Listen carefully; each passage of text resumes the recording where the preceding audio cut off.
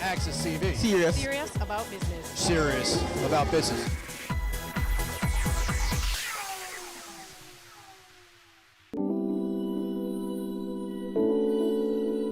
JAMPRO aims to increase the export of non-traditional products and of course support the development of Jamaican MSMEs. To that end, they've partnered with the Jamaica Manufacturers and Exporters Association and the Jamaica Business Development Corporation to launch the third installment of Export Max. I'm Theodore Henry for Business Access TV.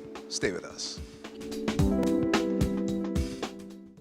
It is good to be here, and it's a pleasure joining you for the launch of the third iteration of this program.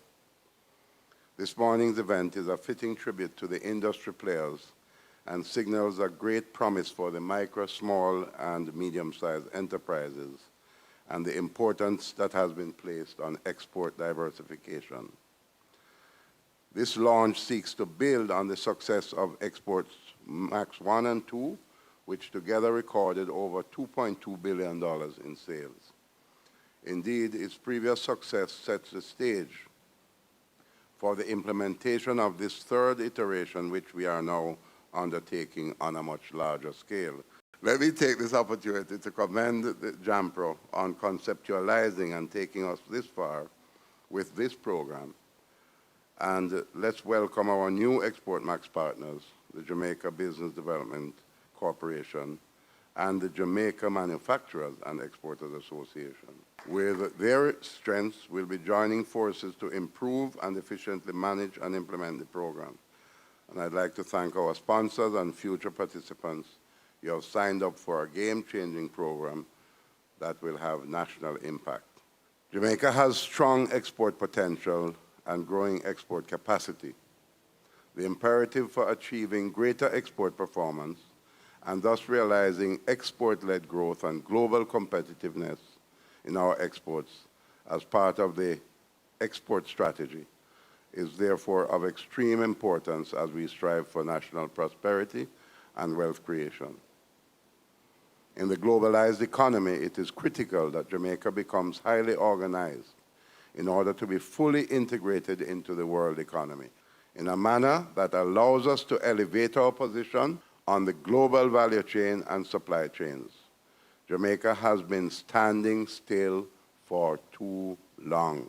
Standing still while our trading partners have been taking steps to implement best practices for business and trade-friendly environments.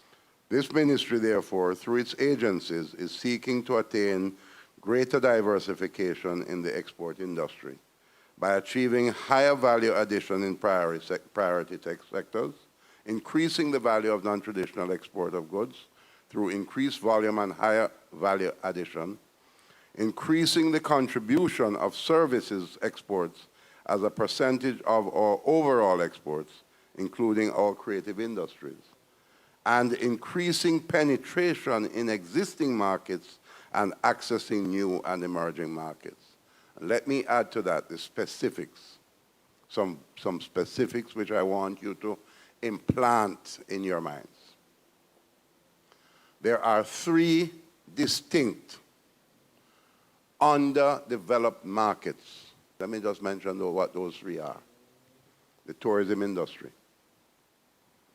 Too much of the fresh and processed foods that they consume are coming in on the planes with the tourists, and we have the capacity to supply them. Second, CARICOM.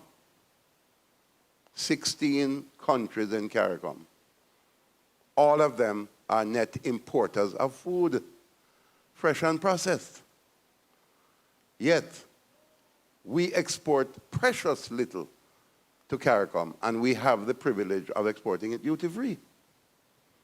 And what's the third significant market? The Jamaican diaspora. In Canada, the United States, and England, the market is as big as Jamaica. Somebody from London told me recently that because they cannot get what they want in Jamaica, they import the stuff from Africa and slap a Jamaican label on it. Castor oil, by the way. a lot of castor oil that is now being sold internationally with the Jamaica label on it. The raw material is not from Jamaica. Unacceptable. So as government, we are committed to promoting brand Jamaica to the world, identifying new trade and investment opportunities in order to spur economic growth. My ministry will continue to work with critical stakeholders to enable them to capitalize on opportunities in the export market, as more than ever, greater focus must be placed on growing our economy through exports. One of the things that the ministry is committed to doing is changing the soft infrastructure that will support the growth of trading across borders. To this end, a few weeks ago, we launched a trade facilitation portal that will house the information about all the various processes that underpin trading across our borders. It is our vision that the trade information portal will be the central source of information that will ensure that if someone is an exporter, or even if they are dreaming about being an exporter, they need only to visit this one place that will provide them with all the knowledge they need to navigate the trading process. On the heels of this, we are also excited about the progress that we are making in implementing a single trade electronic window for the government, which will see all the various government processes integrated into a single online system that will allow for all trade-related transactions to be done online, supported by a robust risk management system to protect the country's borders and its reputation overseas.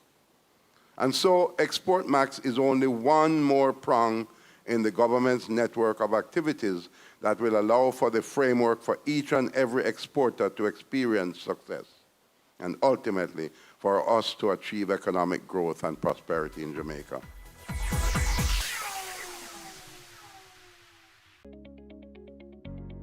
Taking the pain out of the audit preparation. Doggin Global now offers audit management services, AMS. With AMS, Doggin Global team manages your external audit process by providing the following. 1. Prepare and review schedules for your external auditors. 2.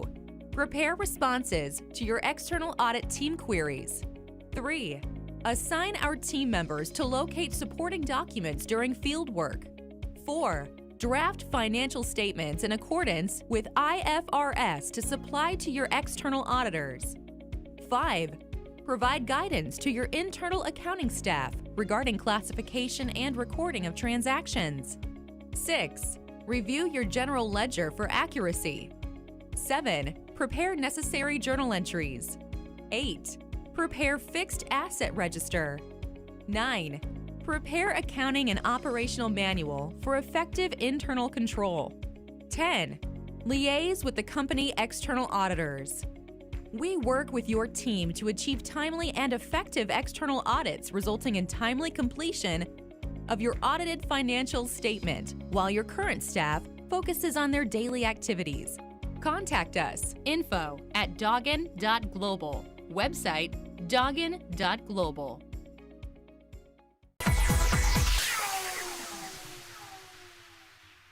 So, welcome. So let me start out by asking Dan, Export Max, I know Export Max started within Jampro. Why Export Max 3 and what makes it different this time around? Okay, thanks Claude, and good morning ladies and gentlemen. We are so excited to be here at the launch of Export Max 3. Why are we doing Export Max 3? It's actually one of the programs that I'm proudest of in my time at Jampro.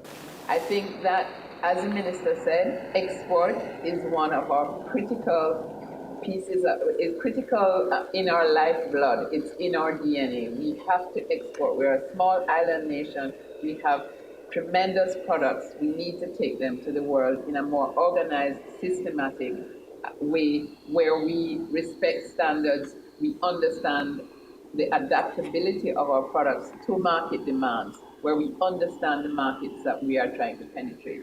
Export Max is that program. The results that we got out of Export Max 1 and 2 show what a deliberate program can do, where you start by diagnosing what does the product need to be adapted to market demand, what evolution needs to go on in the company itself. So it's not just the product, but it's also the management that must have the right mindset to penetrate international markets. So we're identifying that demand, identifying the market trends, helping the companies to adapt their products, and that mentorship, which we brought on in Export Max 2, is a critical component, because the ones who are successful must help the ones who have not started yet or who have not yet been successful. So that was the innovation of Export Max 2. And what we decided in Export Max 3 is that to more than double the number of companies in the program, we really couldn't do it alone anymore, because Export Max is a really labor-intensive and brain-intensive project. It needs a lot of time spent hand-holding companies, explaining export to them, helping their management to be ready. So we really needed the help of our partners, and we're really, really proud and excited and energized that we have two such fantastic partners, as well as the other sponsors who have come on board, because we need more expertise, we need more hands on deck. Export is not easy. Standards in the international market are constantly becoming more critical, more difficult. So we needed partners on board who could help us to interpret some of the issues on the international market, some of the standards. You see, Bureau of Standards is on board, and also to help galvanize those exporters to greater effort and to greater understanding. And then we needed the business development side that JBUC can bring to really help companies to develop their business plans, develop their loan applications, to become more formalized, develop their bookkeeping acumen. We think this is one of the most important programs that JAMPRO and the country have ever created, because we think that this is an integrated way of taking our MSMEs the next step forward.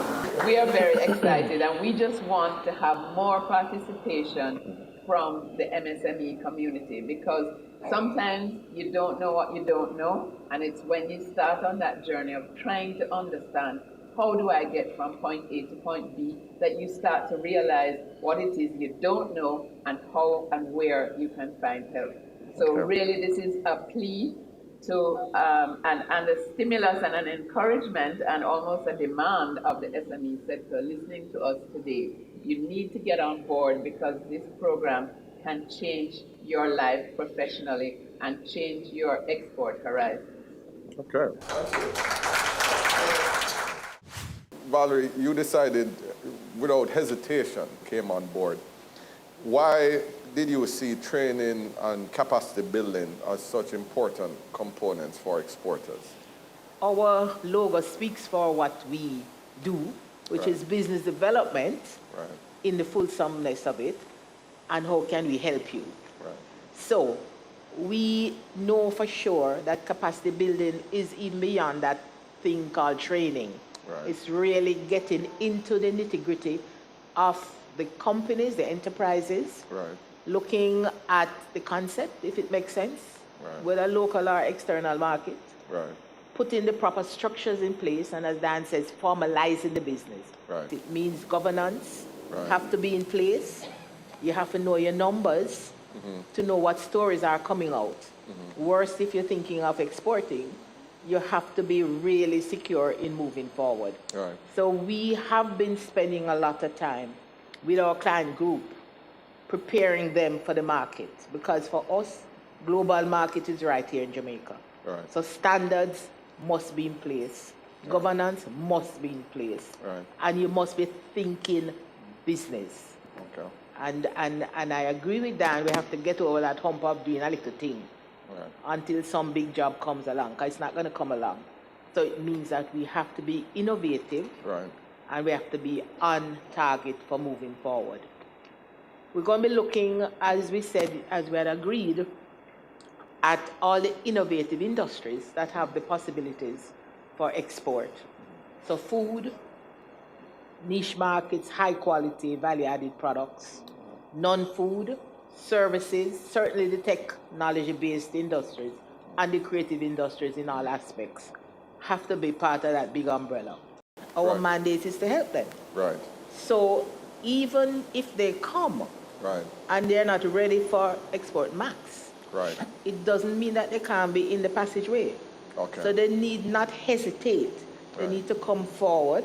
Right. If they're not in that lane, Right. it means you're going to prepare them for Okay. whatever is appropriate.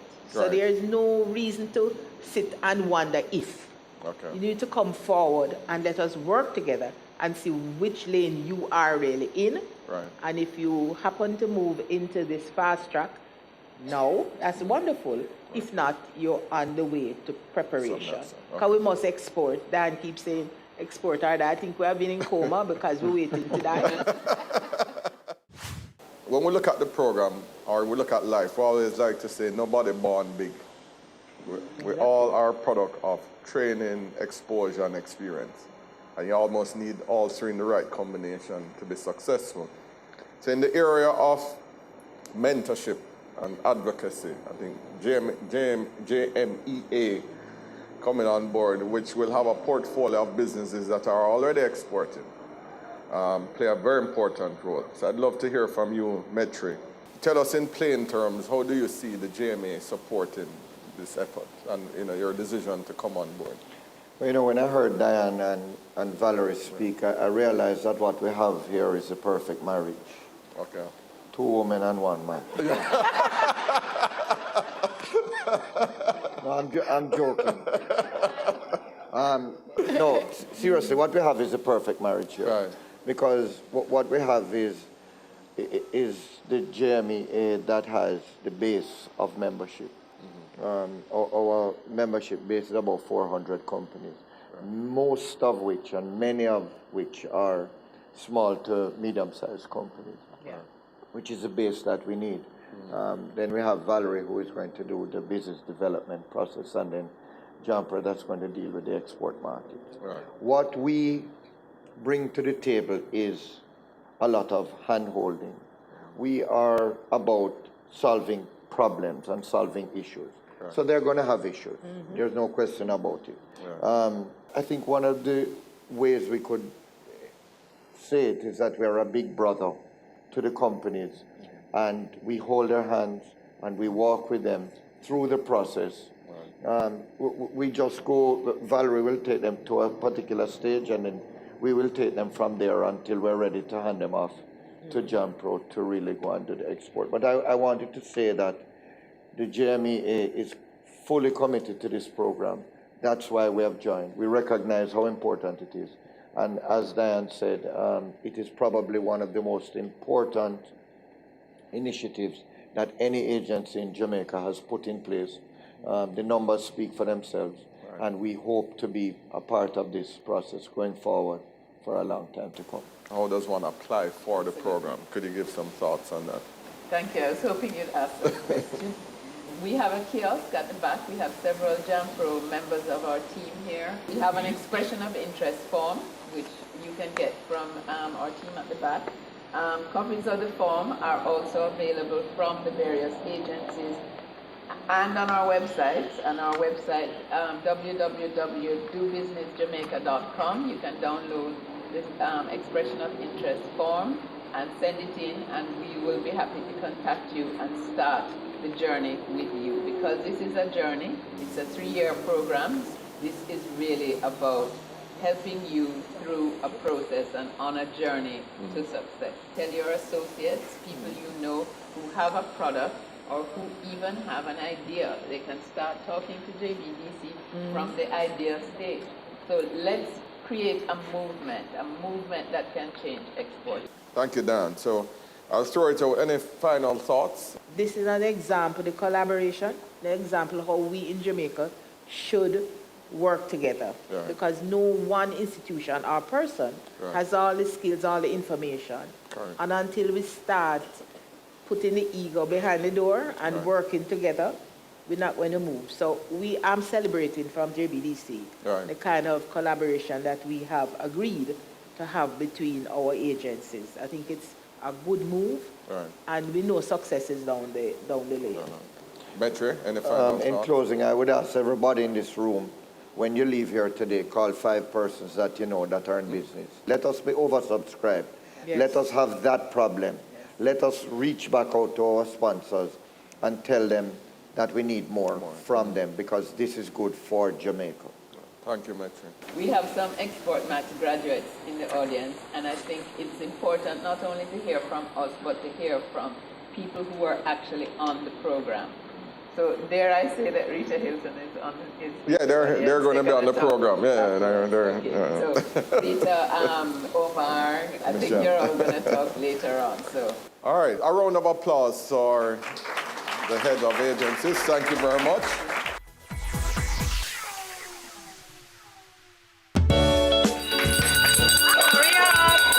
Creating change. Building a future. Caring hands. Giving back.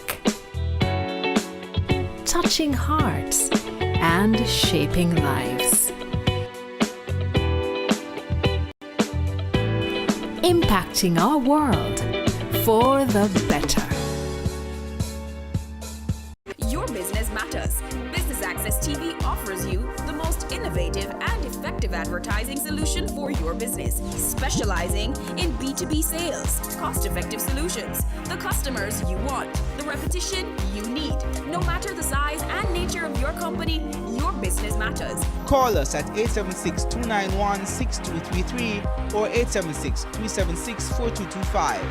Email sales@batvja.com.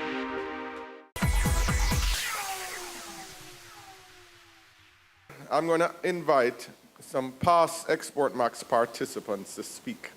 Rita Hilton from Carita, Jamaica, and Omar Azan, CEO of Boss Furniture. So in the spirit of ladies first, I'm going to ask Rita Hilton to come and just give a couple of remarks about her experience with Export Max. I think this is a great opportunity. Having benefited from Export Max 2, I'd like to highlight some of the things that made it so important for me and what the results have been like. It was important for me because it allowed me to step into the Caribbean export market. Carita has been in business for 34 years, and our whole business is aligned with exports. We were primarily involved in fresh produce exports, but recently we've been adding value to Jamaican products and trying to build up that component of bringing more value to Jamaica. Now, with Export Max 2, what did I benefit from? Going into the Caribbean market, which I didn't know at all, and I have to tell you that out of that, we have one concrete market which we opened in the Bahamas. And that partner has been so impressed with our output that they have come with a proposal to invest in our company and buy equity into our company. I learned that I wasn't really completely prepared to take advantage of all the opportunities. So if you're going into Export Max 3, come with an open mind. You think you know it, you don't know it. Learn, absorb, and execute. You need to have a partner on the ground in the territory that you're going to be working with that will teach you about that market and the market needs. It's not Jamaica, and it is not the globe. It is a very special type of market, and each market has its own needs. So keep an open mind, learn from the opportunities. What was wonderful is the amount of work that Jampro put in before we went into the markets. And that was the critical success of the Export Max 2. Into every territory that we went, there were buyers available, and it wasn't the underlings that came to the market opportunities. They were high level personnel that came to talk business and to do business. The other thing that I learned so much from is the capacity building. You think you know how to run a business? Well, you don't, because the way you start is not the way you grow and keep on growing. You see all this white hair? That comes from years and years of learning. I started as a high school teacher, and our exports have reached close to $3 million US. And those are sales. That is not money to spend. That's money that you invest back in your business after you've paid the expenses. So don't think that you've achieved success and can drive a Mercedes-Benz. I still drive a pickup, okay? I'll just say that for me, for my company, it's been an amazing experience. The team has been behind. There are times when I wasn't even up to doing some of the things, and they came and sat in my office and said, Omar, listen, we need you to get this thing done. And they would push me to do it. Today, I'll say historical. This is our first time in history that our company has receivables. Today, I checked it this morning, from 14 different countries owing me money at the end of this month to pay me, to pay my suppliers, where I think at the end of this month, I can probably pay all the suppliers I owe from just a foreign exchange earning. So that is a huge, huge, huge difference than where I was a few years ago. This is an excellent thing that JAMPRO is doing. I'll say it. You know me, I talk the truth every time I come up on the podiums to speak. And, you know, we need to just get everybody behind this. Our Jamaican people, our staff in our factories, we need to push our exports to get this country going. Thank you. I am inspired and excited this morning. And I want, on behalf of the entire team, JAMPRO, JMEA, JBDC, I just want to say thank you all for coming out and hearing this program and participating in this launch. So we're going to take you into the Caribbean, Europe, and the USA to sell your goods and services and to return with those all-important contracts and to deliver on the promise that you would have made to be a champion exporter. I expect this program will be a positive, life-changing experience for you and your businesses. So where do we go from here? The steps are very easy. We are inviting all business owners here to complete the registration expression of interest form.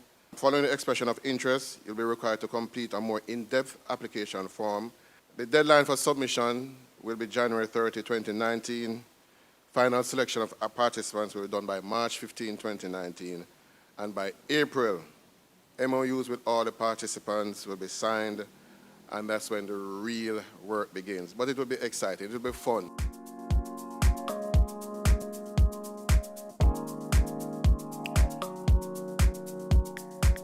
This has been the launch of Export Max 3, and I've been your host, Theodore Henry. Keep watching Business Access TV, serious about business. Do you want to build your company's capacity or export your products or services to new global markets? Then you can be a part of Export Max 3, an enterprise development program for Jamaican companies. Sign up today. Applications close January 31, 2019. Expand your business for export growth. Visit dobusinessjamaica.com for details. Export Max 3, grow beyond borders. It's brought to you by JAMPRO, JMEA, and JBDC.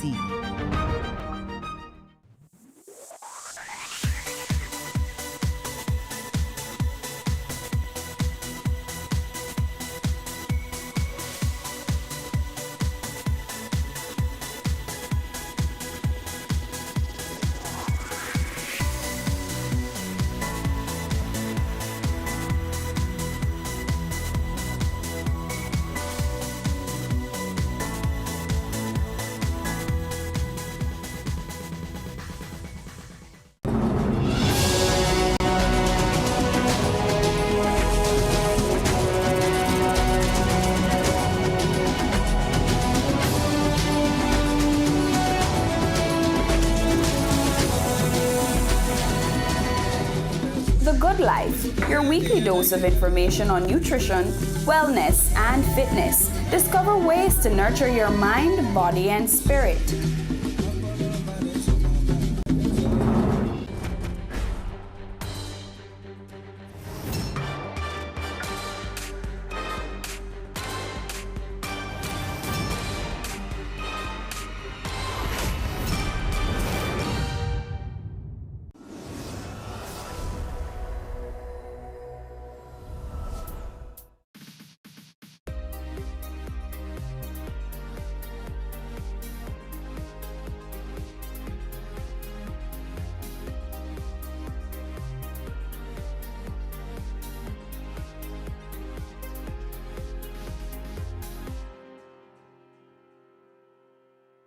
would like to use the opportunity to appeal to the public to remain calm in the face of this most recent development and to implement all the advisories related to personal hygiene, social distancing, and overall infection prevention control.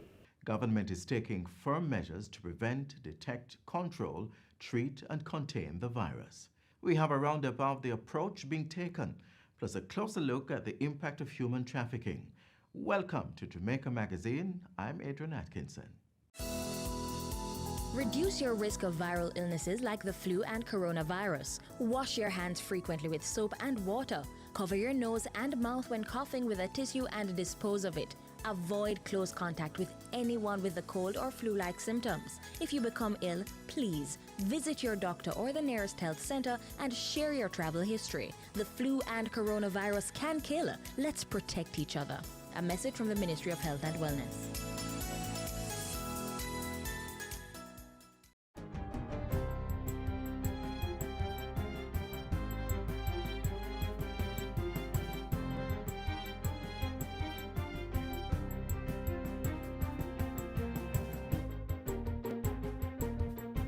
Good day, I'm Theodore Henry, and this is your JIS News for Thursday, March 12.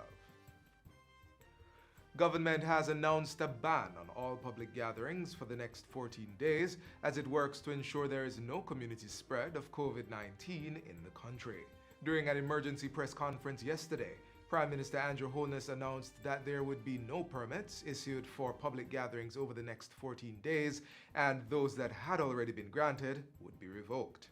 However, that is just a part of the problem. There are still private entities, businesses that are having meetings, weddings and funerals and Sunday morning church service.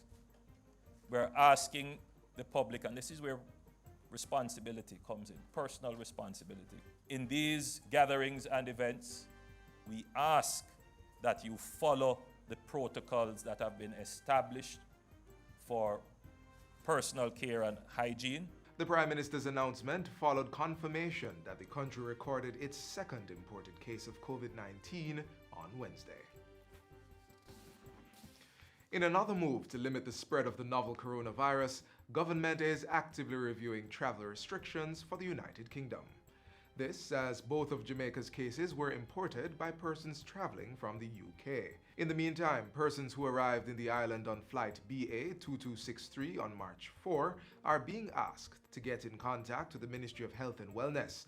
Persons may call the ministry toll-free at 888-1-LOVE, that's 888-663-5683. This is part of government's attempts to trace all persons who might have been in contact with the first person who tested positive to prevent or mitigate community spread of the virus. We, by virtue of the flight manifest, we will be seeking to make contact. Now we know that not all information given could be accurate. Some people may have made a mistake in their address and we can't reach out to them or find them. So it is important that they self-identify. In addition, the Prime Minister has also reiterated that there will be no non-essential travel for government officials. He adds that direct special measures will be enforced to retrieve information from persons coming in the island from countries that are highly affected by COVID-19. Minister of Transport and Mining Robert Montague is urging the operators of public transport vehicles to employ some prescribed safety practices to protect themselves, their families, and their passengers. The minister met with members of the National Council of Taxi Associations on Tuesday to discuss these measures. Coming out of those discussions, operators are encouraged to employ the following practices in their day-to-day movements of people and goods. Sanitize door handles and window controls after each trip, wear gloves and other personal protective gear, frequently wash hands thoroughly with soap and water, and have an alcohol-based hand sanitizer on hand at all times. Other measures include encouraging passengers to cover nose and mouths when coughing and sneezing, allowing proper ventilation in vehicles, limiting physical contact with the public, and carrying spray sanitizers, disinfecting wipes, and other disinfectants within the vehicle. Operators are also urged to stay home if they are sick. Minister Montague says it is important for operators and commuters to be vigilant, as public transportation has the potential to be one of the major sources for transfer of the virus. He is discouraging non-essential travel. In the meantime, this year's staging of the ISSA Boys and Girls Athletic Championships has been cancelled as a safety measure to ensure there is no community spread of COVID-19. The decision was taken yesterday following a meeting involving officials from the Intersecondary School Sports Association, the Ministry of Health, and title sponsor Grace Kennedy. At the same time, a decision was also taken that Jamaican schools will not be participating in this year's staging of the Penn Relays track and field competition in the United States. The formula for defeating this virus in the shortest possible time is to reduce the risk of human-to-human transmission. That's really what it's about. So the more you congregate, the more you spread. The less you congregate, the harder it is for the virus to spread. Penn Relays is the largest relay meet in the world, and the three-day event annually draws over 15,000 athletes and 110,000 spectators. And finally, in other news, Prime Minister Andrew Holness is seeking the public's assistance in locating 22-year-old Jasmine Dean, who has been missing since February 27. The visually impaired Dean is a student of the University of the West Indies Mona campus. I am personally hurt by this. To think that something terrible could have befallen her, and we pray to God that that is not the case. We hope that some mercy could reach the hearts of those who have her in their captive, if that is the case, to release her. The entire Jamaica is praying for her safe return. Jasmine Dean was last seen in Papine St. Andrew, dressed in blue jeans and a white blouse. Dean is of brown complexion, slim build, and about 4 feet 6 inches tall. Anyone knowing of her whereabouts is being asked to contact 119 or the nearest police station. That's it for JIS News Today. I'm Theodore Henry. Thanks for watching.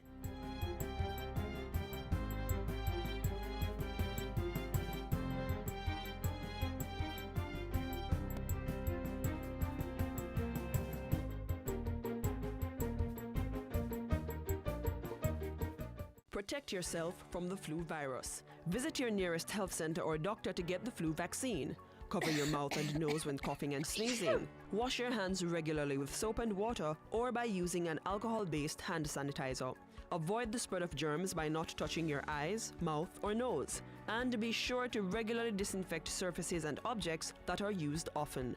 Remember, your health is your responsibility.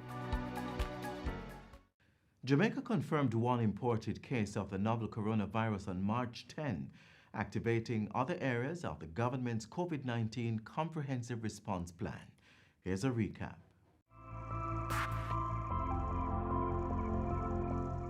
The greatest weapon in the fight against the spread of this disease is accurate information.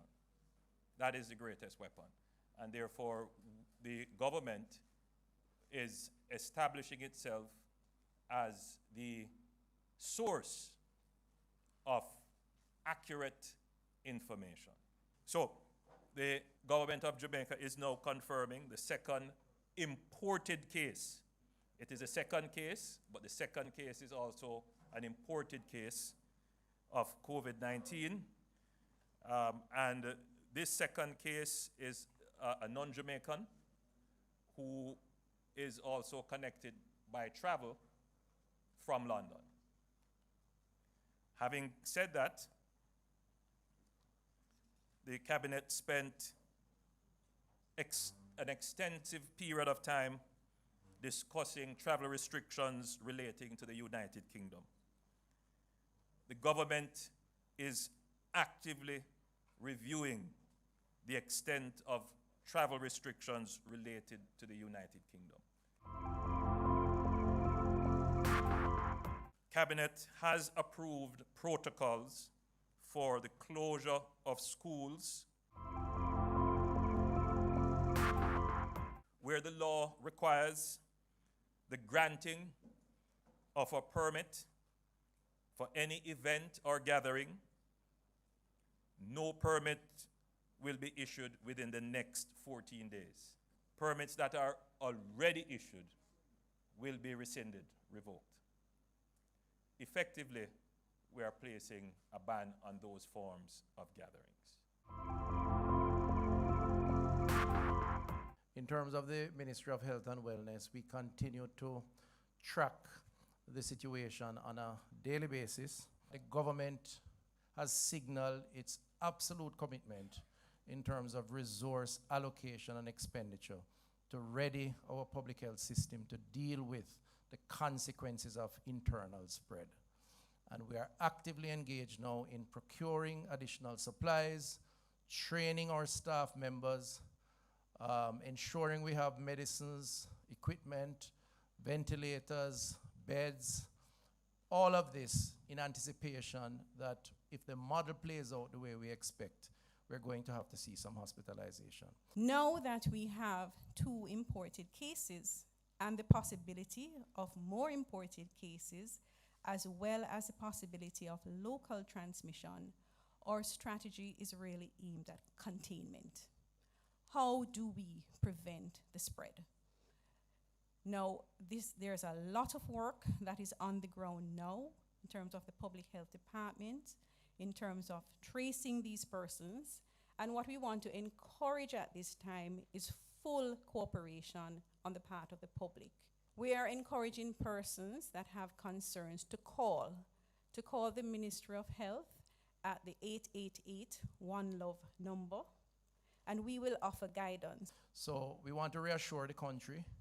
It's time for we need to appreciate the numbers for what they are. No need to panic, just a need to be concerned and to take care as we champion this particular cause together. Don't make diseases spread. Wash your hands with soap and water instead. Wash them regular or use a hand sanitizer. Make sure the germs them dead. Touching your eyes or your mouth or your nose. Wash your hands before you do things like those. After you use the bathroom before preparing food, come on, wash your hand them clean. We turn our attention now to the impact of human trafficking.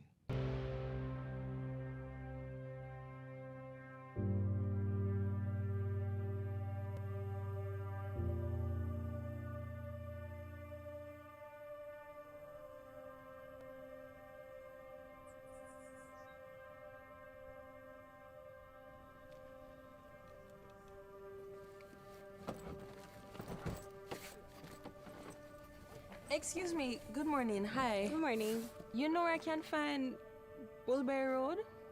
I really don't know anywhere around here, you know. Oh, I kinda just moved in, but if you want, I could ask my uncle. Oh, it's alright then. I'll just ask somebody else. I don't want to be late.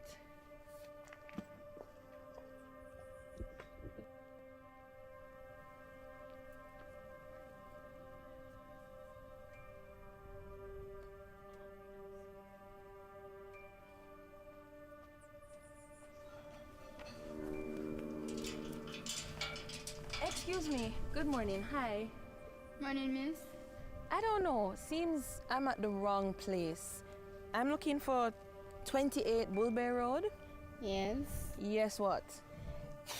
This is the place, miss. What do you mean? I'm late for a job interview and I don't know. Well, I'm late to miss.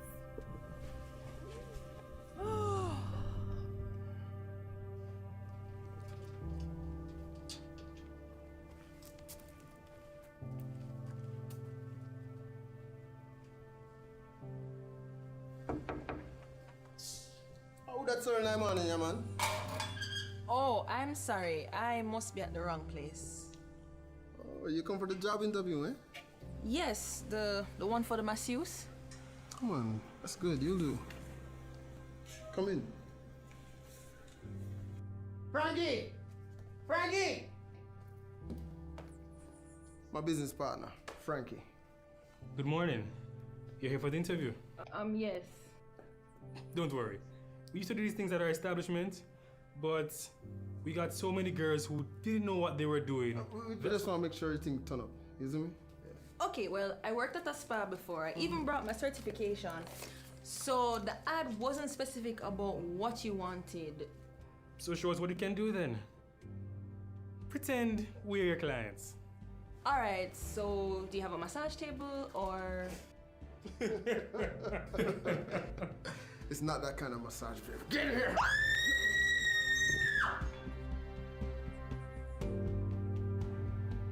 The International Labour Organization estimates that about 20 million persons are trafficked annually across the globe. Of that, about 2 million are trafficked within the Caribbean and Latin America, the majority of whom are trafficked for the purposes of sexual exploitation.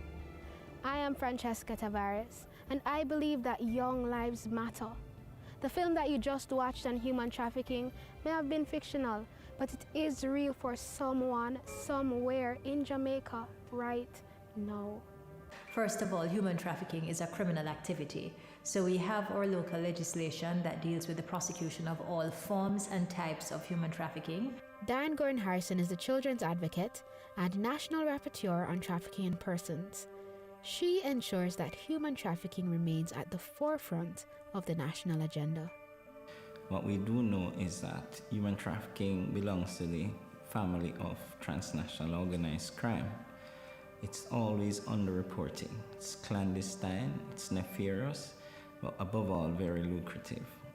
Deputy Superintendent Carl Berry is the head of the Anti-Trafficking in Persons Unit, the arm of the Jamaica Constabulary Force that apprehends offenders and rescues victims of human trafficking. We have been called about situations where, for example, we have a young girl that we have been assisting for the last 3 years. Christina Milford is director of the Pregnancy Resource Center of Jamaica, which operates a place of safety for girls who have been victims of human trafficking and other crisis situations. But in her situation, we knew that if she didn't get help, some man would come along, you sweet girl, you couldn't be sitting at home, let's help you. No strings attached, we'll just do this. And then in about 2 or 3 years, she'd be owned and she'd have to do whatever he required. We know this because we have seen it happening in other girls' lives. Human trafficking is the recruiting, receiving, transporting, transferring or harboring of a person for the purpose of exploitation using specific unlawful means, such as abduction or fraud. But do many people really know what human trafficking is? Well, I actually think human trafficking is the unlawful or illegal abduction of persons, whether male or female, from whichever age group, because there's really no limit. But usually the young ones are targeted, so I think it's the illegal abduction of individuals for whether it's like a sex trade, drug trade, or illegal work. Human trafficking is the exploitation of human beings for the exchange of sexual activities, labor activities, or drug trade. Human trafficking is basically, I mean, I say that in Jamaica, that people end up in a situation where they get lead astray and some of them will get taken away. Every year, Jamaica is ranked in its efforts to combat human trafficking. In 2005, Jamaica moved from Tier 3, the lowest rank, to Tier 2.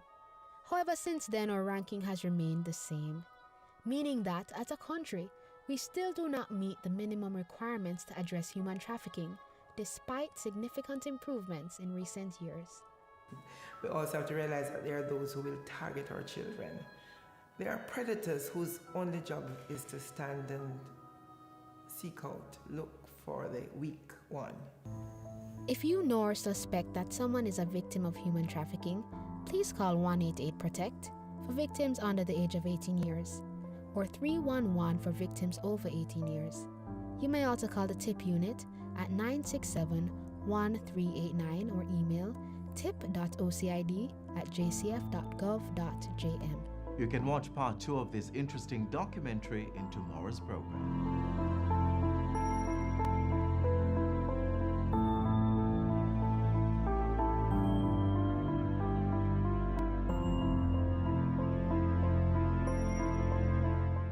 Up next, youngsters expressing their passion for agriculture, specifically beekeeping. Me and my sister got started when we were very young. I think I was 6 or something around that age. And my mom had 4 hives. And that is the beginning of success. The name of our family business is Maccabee Enterprise. Here at Maccabee Enterprise, we are all beekeepers, down to my 9-year-old sister, Camila.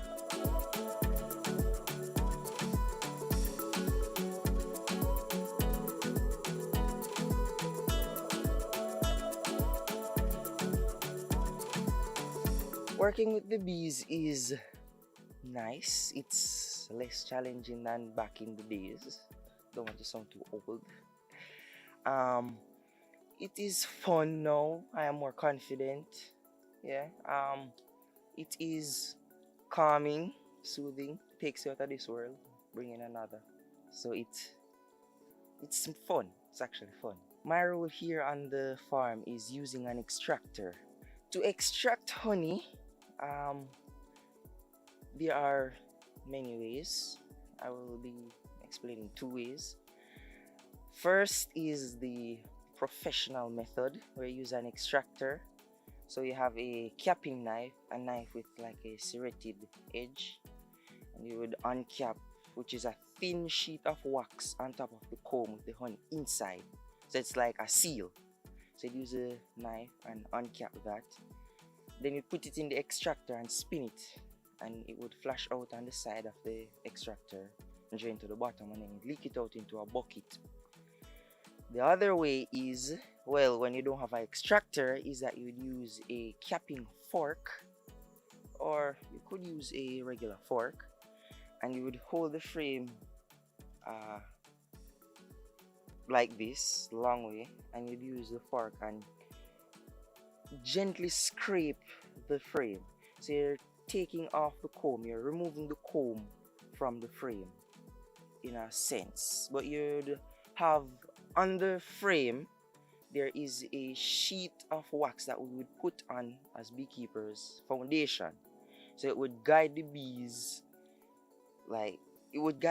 to build more small cells that would get more workers in the hive.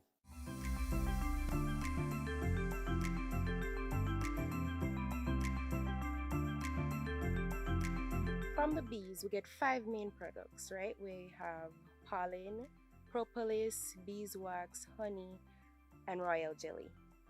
So based on those 5 things, we actually think about what we can do with those 5 things.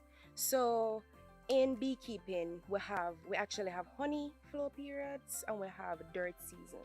Those are the 2 main periods. In between, we have like a pre-flow and pre-dirt, basically. But okay, so in our honey season, that's the time when they're on production. They're bringing in their honey, their pollen, everything upon top. But for like in St. Thomas, there's like a 6-month period where there's dirt. There's no honey, no much honey that we can reap. There's just enough for them to have, for them to feed themselves and their babies and be able to stay alive. In the dirt period, when there's not enough honey for us to harvest and be able to sell, we do things like remove our old combs and boil it out, and we get wax. With the wax, we do like the body butters, we do candles, lip conditioner. So that's the wax. With the pollen, we actually collect the pollen, and the pollen is a very good multivitamins. So we actually collect the pollen and dry it and package it for sale. For the royal jelly, we don't do a lot of work with the royal jelly. As we go along, we are actually developing products. So for the royal jelly right now, we put it in our honey wine. And then again, the honey wine is made from honey. My involvement in making the byproducts are production. I do most of the labels. I have help, so I can't take all the credit, but most of the labels are from me. I do social media marketing, so most of the WhatsApp texts, Instagram, they might mostly be for me. My younger siblings' involvement in the business is some help with the production. So there is some small things like shredding the wax that they can do. They help with the bees as well because we're homeschool and we kind of tag along with our parents right through and through. So with the bees and with production, and my younger sister, she's very artistic. So when I'm actually doing the labels, sometimes she would draw this beautiful picture and I would actually use that as part of the label. I have 4 personal hives for myself. I have 3 long struts, which is the regular kind of box that you would see that holds 10 frame and they would stack on one on top of the other. And I have 1 top bar, which is a 30 frame box, which goes a long way. And it only has a top bar. It doesn't have the top bar with the square. It doesn't have a frame. It's just the top bar.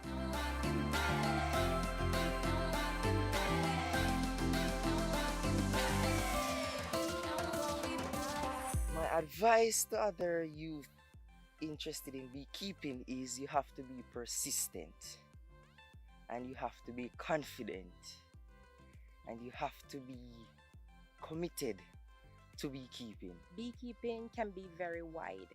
You don't have to just stuck with the bees, the sting, the honey. There is so much more that you can do. You can do candles. There is actually a shortage of beeswax candles. And beeswax candles are very easy. You mold, you wick, your color if you need, and you're done. Lip conditioner is another easy one. And if you go online, just take some of your time out of your texting and just research some products that you can actually do from the products that you get from the bees. The 5 products I mentioned, there's so much more.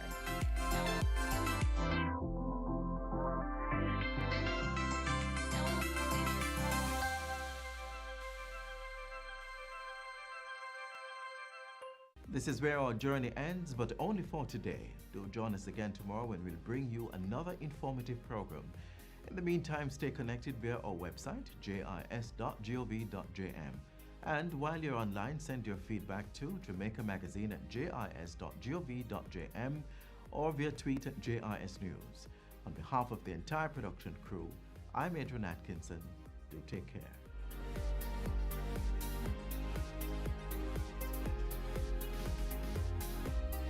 This has been a production of the Jamaica Information Service, the voice of Jamaica.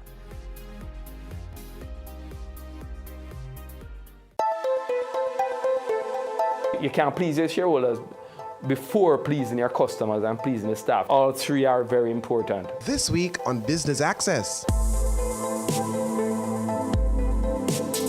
The reality is that any city that is going to grow and going to develop, you can't have the same old looking buildings. The reality is that you have to be modern. You have to modernize to draw attention, to draw investors into the country and so on.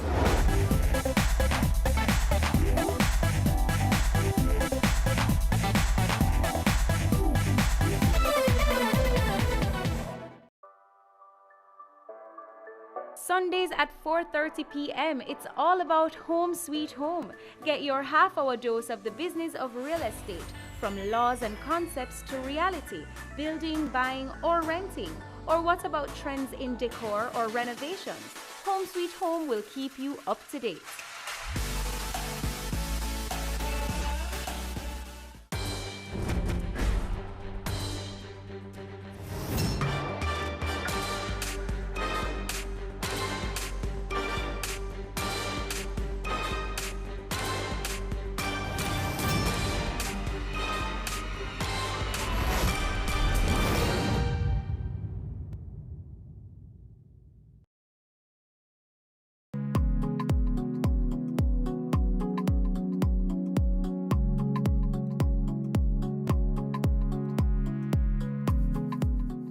This week, it's all about nurseries.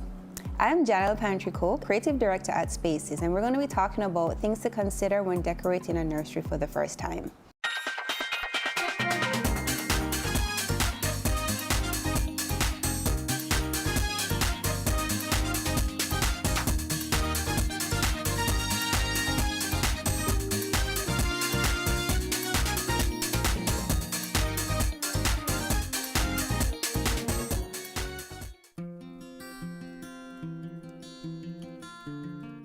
So when we think about decorating the nursery, usually it's not a big room in the home that we find a lot of people paying a lot of attention to for decorating. It's only in recent times that we've realized that people are now exploring the options of actually decorating the nursery and being really creative with the space for the newborn baby. So one of the things that we find that people are doing is experimenting a lot more with the color scheme options for the nursery. Typically you used to think and find only blue for boys, pink for girls, but now there are a lot of different color scheme options that we see our clients utilizing and asking for in their homes. So one of the common things you realize when you're picking a color scheme for a nursery is that you typically go with more pastel, neutral shades of one color. So you find that shades like coral, light pink, as opposed to using more intense colors like red or things like that. For mixing of colors, you find that there's more options out there apart from just using the primary colors that we've been traditionally using.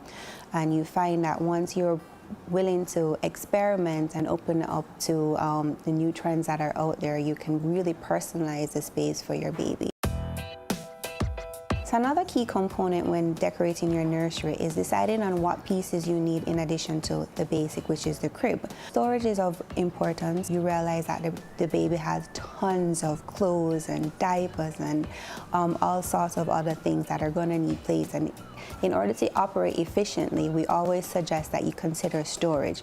So thinking of using probably like a dresser, like a 6-drawer, 9-drawer dresser that can also double as a changing tabletop if you buy the appropriate safety changing tops that can be attached to your dresser.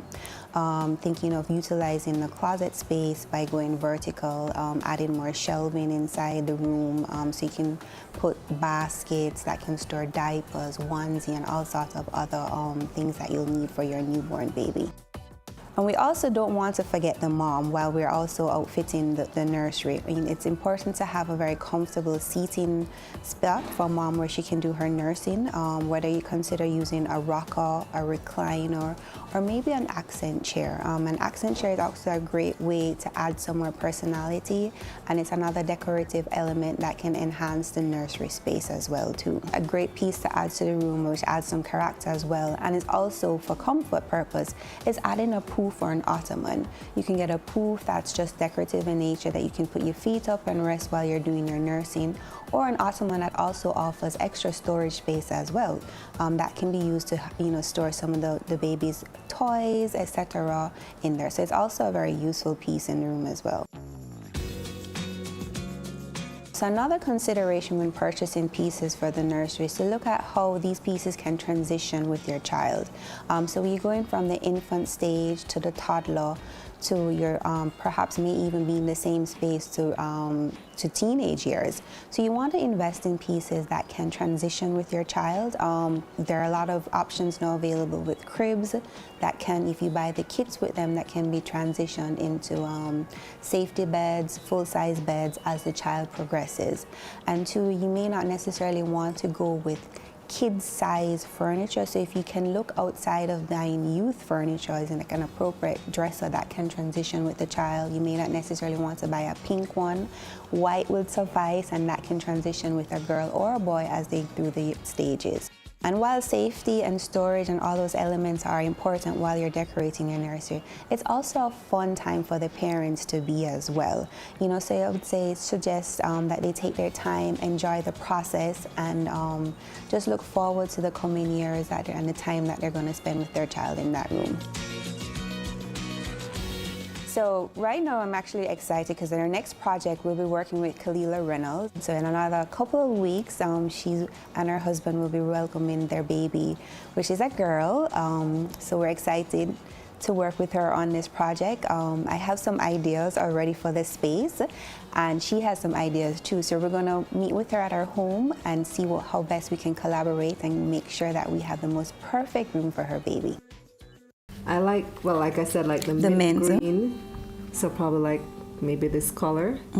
What's it? Preservation, it says. Right. Your business matters. Business Access TV offers you the most innovative and effective effective advertising solution for your business, specializing in B2B sales, cost-effective solutions, the customers you want, the repetition you need. No matter the size and nature of your company, your business matters. Call us at 876-291-6233 or 876-376-4225. Email sales@batvja.com.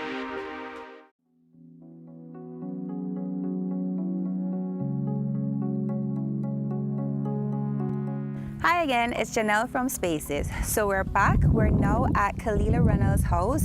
Just before the break, we were at the store discussing tips for decorating your nursery. Right now, we're getting ready to go inside for the first time. I have a little bit of concern because Kalila is about 34 weeks pregnant, and ideally we would want to have the nursery ready by this time, just so that, you know, any scents from the paint and everything would have had time to evaporate, and that the baby would be coming into an environment that's all ready. And two, you never know, at 34 weeks the baby could decide to come early. So one of the concerns Kalila had when she met with us was that the space she has designated for the nursery is on the small side. We at Spaces actually specialize in small spaces, so while that may be a concern to her, there are a lot of ways that we can manipulate the space in order to get maximum utilization of the space. So we're going to take a look and see how best we can help her. Hi. Kalila. Nice to meet you. Same.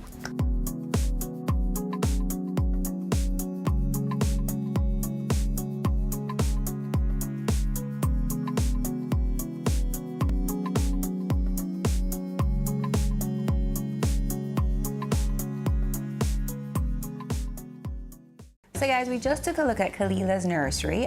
It's a small room, but it's not a big challenge for us at Spaces. It's definitely a workable space. We can put inside pretty much everything that Kalila has on her wish list. So we're just gonna delve in more and find out what exactly she wants in the space, and if she has already any inspiration that she's seen, so we can work with and try and see if we can get her exactly what she wants. So Kalila, have you been looking at any concepts or ideas for the nursery? Well, the only thing I really have on my list that I want is the color scheme. I really like the combination of mint green and lavender. Right. And possibly gray can go in the mix too, as a trimming or some combination of those colors. Okay, that's a wonderful color scheme. It's actually a very nice and soothing palette. You don't want to put any colors that are too bright or going to be too energetic in your room, because you do want to create a very relaxing and calming atmosphere for the baby. So what we can look at is ways of incorporating those colors. You know, you're gonna have your soft furnishings for the nursery, for the bedding. You have window treatment options, and of course the main focal point is the paint color that you'll ultimately choose for the walls. So let's take a look at this color palette here and see if we could probably pinpoint a color that jumps out at you. I usually recommend for my clients, because the chips that you get from the paint store, the colors, depending on the lighting in your room, may not reflect ideally as what it is on the paper. This I know. You've had the experience. The color of these walls right now is not what I thought. So I do suggest starting with a quart size, test it in the room so that you can see how the lighting will affect the space. So we can probably pick out one or two from here, and then we can narrow down, and then you could go ahead and get the quarts. We test it on the wall and see if we still like the color, and then we can work from there. I like the mint green, so probably like maybe this color. What's it? Preservation, it says. Right. And a then lavender. We're gonna try and find something that's in the same tone as it as well to complement it. So finding your color scheme is where we start off first, and as you hear, I mean, the inspiration can come from anything. You may have had a bedding that you liked already for the crib, and we can use that as a color palette, or we're working with the color scheme, and then now we can start choosing the bedding and the other things that are going to go into the space. Some of the things that we also need to consider is storage. Having a newborn baby, as you know, you're going to have like diapers, you know, all your onesies and everything. So I realized there's a cute little space that we could actually put some shelving and create a little cubby hole that will give you some extra storage inside the space. So what we want to do is to maximize on the small space that we have. So doing vertical floating shelves, probably can go ahead and put those in as well. If you have a dresser, that can double as storage as well as your changing table. Right. So that's another option that we consider. And then we can look at, having a nice comfortable chair for you so that you have somewhere you'll be able to nurse the baby. Another concern that we had is, designing on a budget, because we don't want to spend a whole bunch of money on this. Kids grow stuff out so quickly too. We don't want it to be dated too quickly, that by the time she's 2, it's looking like a little baby's room, and she, Yeah, that's definitely a real concern. One of the things that we can do is probably do some DIY projects for the nursery. And it's a great way to personalize the space. I've looked around your home and I realized there's a couple paintings that you pointed out to me that you did yourself, and it would be a nice project if you could personalize some canvas pieces for the new nursery. So that's one way you can save on the budget. Another thing too is not necessarily using the colors on the wall, because again, paint is something that you may have that for a couple of years. So you could go with a more neutral color on the wall, say the gray that you mentioned that you also like as well.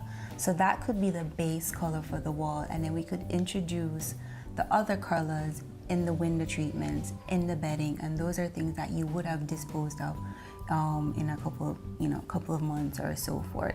So that's one way that you could save on the budget as well. Yeah, that works. Mix and match pieces, you don't have to get everything new.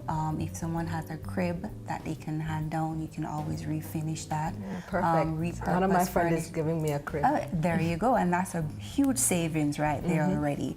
You may find a dresser around the home that you could probably repurpose, that you could have sanded down and painted in maybe a white or something like that, that your baby can grow with. So she could go from baby stage to toddler into her teenage years with a nice solid piece of furniture.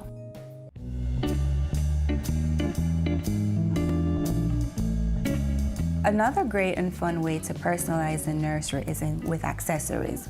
You could use stuffed toys, personalized artwork on the wall, nice inspirational quotations. These are things that you could do yourself. I mean, again, if you are on a budget, not everything necessarily has to be store-bought.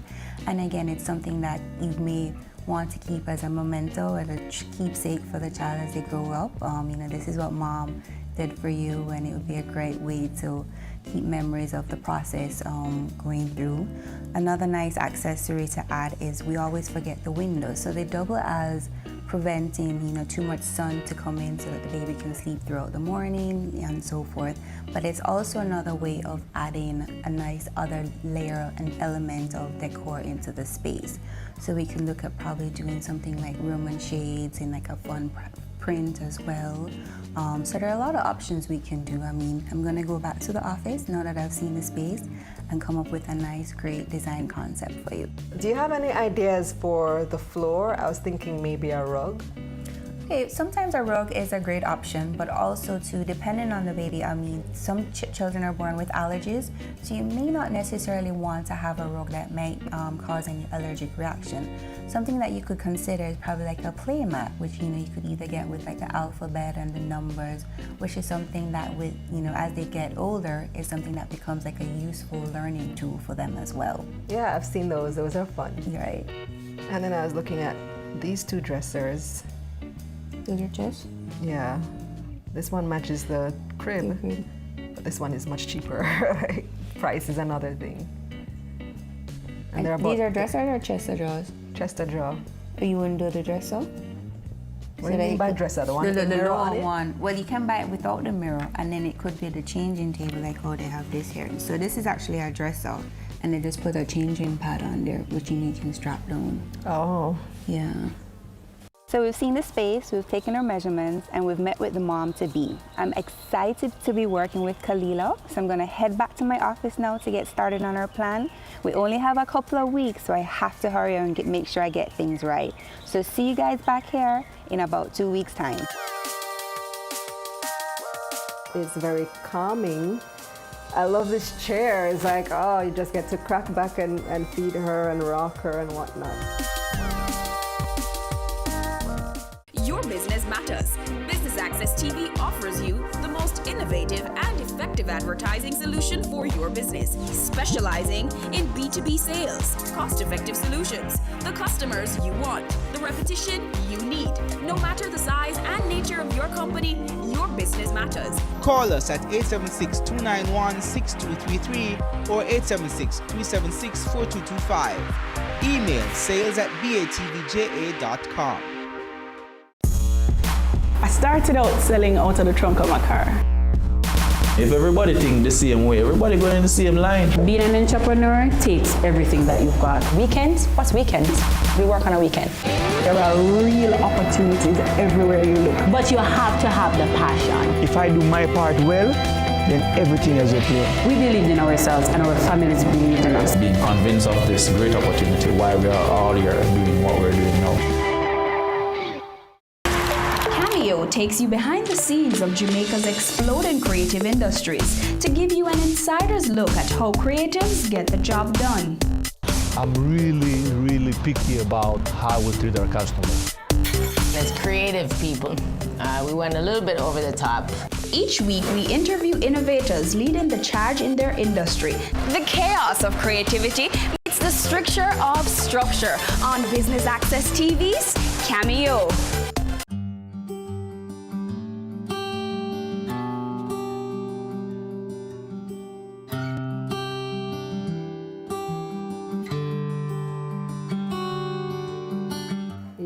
So this is the nursery. This is Nerice's room. She's now 2.5 months old, and I love it. It's actually one of my favorite rooms in the house. It's very calming.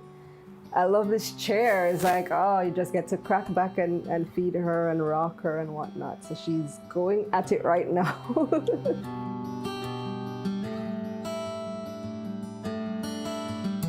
The crib was a hand-me-down from a friend. It was her baby's crib, and now it's Nerice's crib. I love the color scheme, the purple, turquoise, and gray. Janelle really did a great job in designing the room from Spaces. The wallpaper was provided by them too. And some of the accessories we got online at Amazon.com. Daddy did a whole lot of work in here. As you can see, you saw the before images. He did all the painting, put up the wallpaper. Him and his dad put up the chair rail, the baseboards, as well as the shelves. And you can see her tiny little clothes, tiny little closet. Some toys and some books are up. And everybody really loves this space. We come in here, sometimes we come in here just to relax because it's one of the cooler rooms in the house too. Because of the window, the breeze comes through this window to the back. The window treatment is awesome. This was done by the team at Spaces, so we're overall really happy with the room. The wall decorations were provided by Janelle too. She gave us those as a present from Spaces, and I think they look really nice in the room. They just add that extra touch, the little feminine touch. We have a nice walnut colored dresser too with some silver hardware that goes well with the room.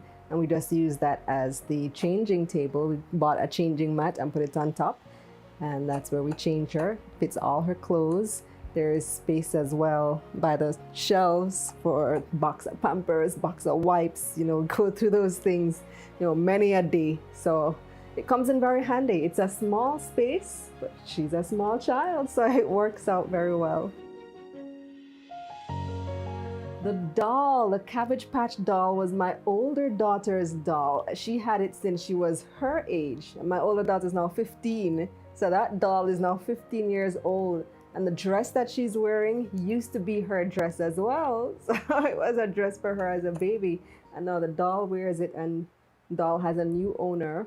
So it's Nerice's now. She and the doll is same size. Overall, I just really enjoy this space. It's such a calm, relaxing area to come.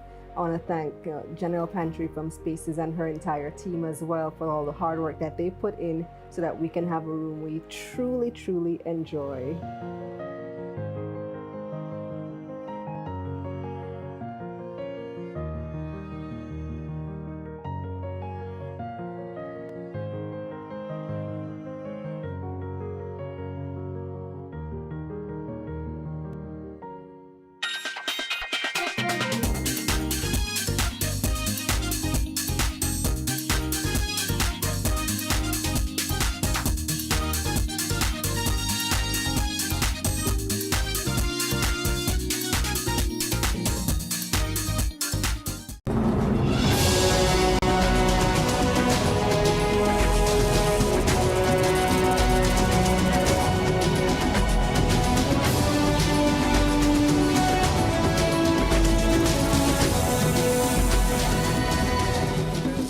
Life, your weekly dose of information on nutrition, wellness, and fitness. Discover ways to nurture your mind, body, and spirit.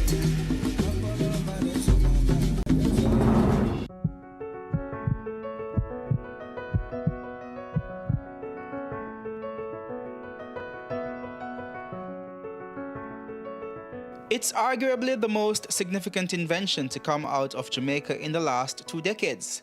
A medical doctor, a mechanical engineer, and a computer scientist used technology to develop a way to train heart surgeons across the globe more efficiently. The heart simulator developed at the UWI is now being used by several universities across the world to train surgeons. Professor Daniel Kaur, who worked on the project, says after shelving the first prototype and moving on to other projects, he and the other inventors involved received a call that would change everything. So in late 2007, we hear from Dr. Richard Fines, who was at the time chairman of the American Board of Thoracic Surgery. He had seen a video that had been released along with a paper that we had published. And in the video, we were just showing a small clip of what the heart looked like while, in operation, in use. And he wrote to Dr. Ramphal, basically did a little internet search, tried to find him, sort of located an email address for him at UWI, by which time he had already left UWI, and wrote him and said, I saw this video, is it real? Because if that's real, I'd love to come to UWI to see it, and would you be willing to set it up for us, because we are examining possible simulation environment scenarios for the cardiac surgery training, and this is something that we would like to sort of take a look at just to see what it can do and whether it's good for us. After some persuasion, the team decided to go to the University of North Carolina to set up the prototype. First time set up, right? So all these prominent heart surgeons had just come in to take a look at what's going on, and everybody was kind of blown away at just how realistic the heart beating was, and how realistic the whole environment was. So they took out the video footage and took that to their annual meeting that year at the Society of Thoracic Surgeons. And with that video at that meeting, just sort of, caught the eye of everybody who was at that symposium that year. And that ended up getting us invited to technology symposium for cardiothoracic surgery. And we got re-invited year after year. Soon after that, the UWI developed heart simulator was a sought-after tool when it came to training heart surgeons. It then got to a point where other places wanted one. They kept saying, how can we get one of these at our institution?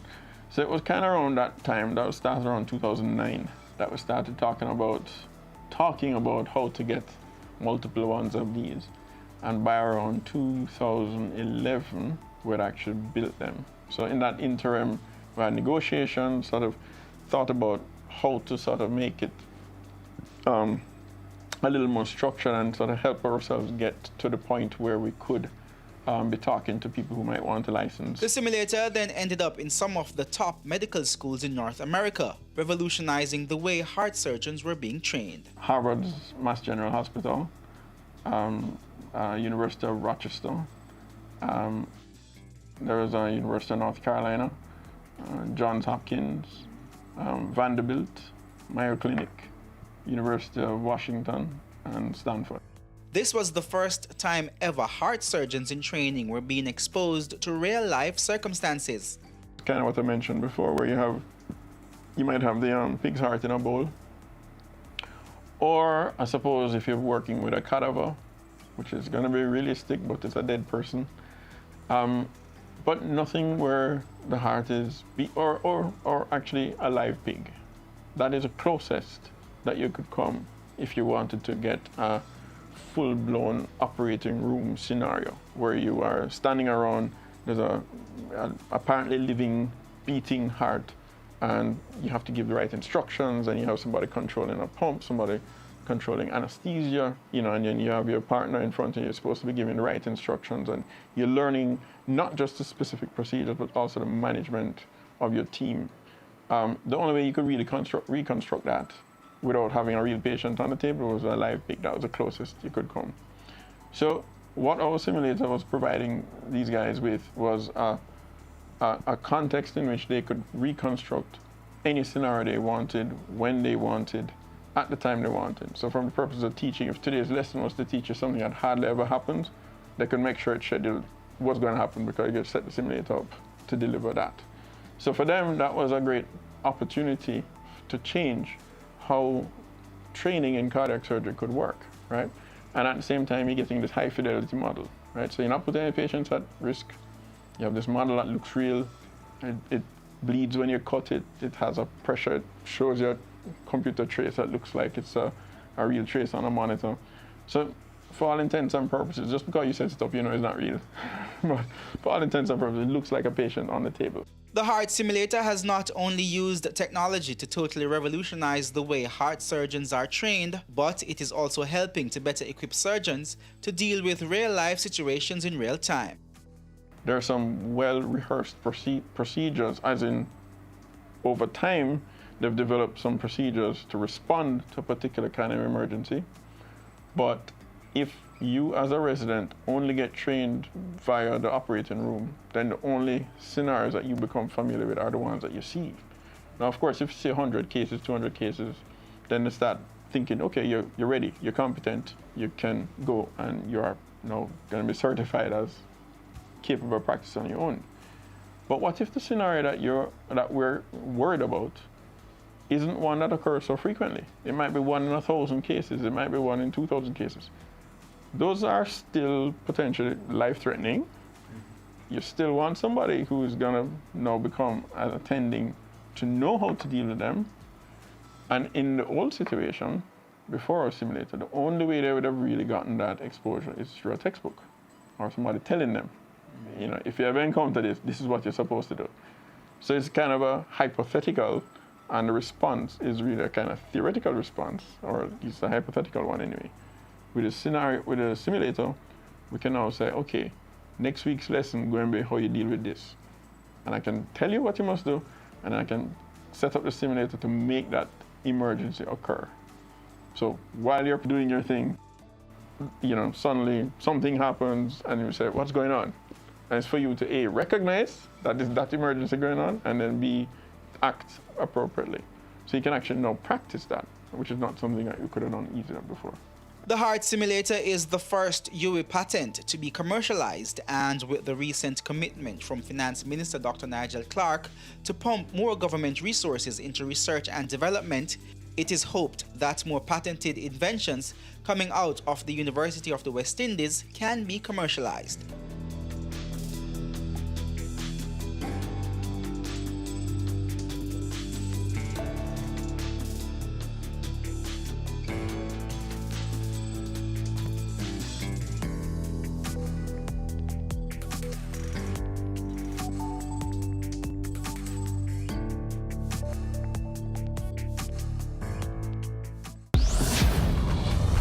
This 1 degree, you're able to do many things. I think the field found me. I'd rather work with the deceased than work with the living. Let us open your mind to careers you've never considered. Miniature model maker. Game technician. Animator. Good job. Empowerment. Career moves. Anywhere money is, that's where I am. Hey guys, I'm Candy and welcome to Chill Spot, Jamaica's ultimate leisure show. This season promises to reveal some of the hidden treasures of the lifestyle industry by taking you to the chill spots of some of Jamaica's most brilliant business minds, giving you a glimpse into how they choose to unwind and just hold a vibe. You won't want to miss what happens next. Stay tuned. You're watching Business Access TV. Business Access. Business Access. Business Access. Business Access. You are watching Business Access TV. Business Access TV. Serious about business. Serious about business.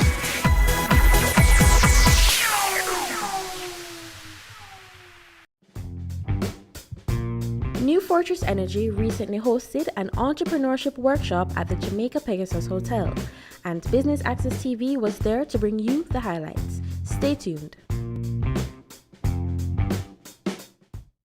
I've had the pleasure of chatting with Danny over the last few weeks and having lovely conversation last evening. And you will know that Danny is the executive director of the Jonathan M. Nelson Center for Entrepreneurship at Brown University. But what you probably don't know is that he's not just a professor at a university, he's first and foremost an entrepreneur. He started and sold many businesses, and he is globally recognized for his teaching of entrepreneurship. And he's very passionate about this. And, you know, people who are in this field tend to be very passionate, just like you as entrepreneurs.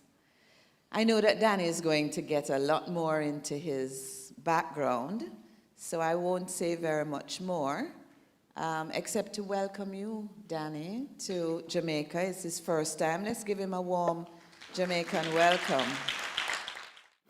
Like many of you in this room, I am an entrepreneur. I'm somebody who's had some pretty deep, long-term, successful entrepreneurial experience. And that dates back to when I was even an undergraduate at Brown University. I was a history concentrator. Any other liberal arts concentrators in the room or majors in the room? That's interesting, not that many. So I studied history.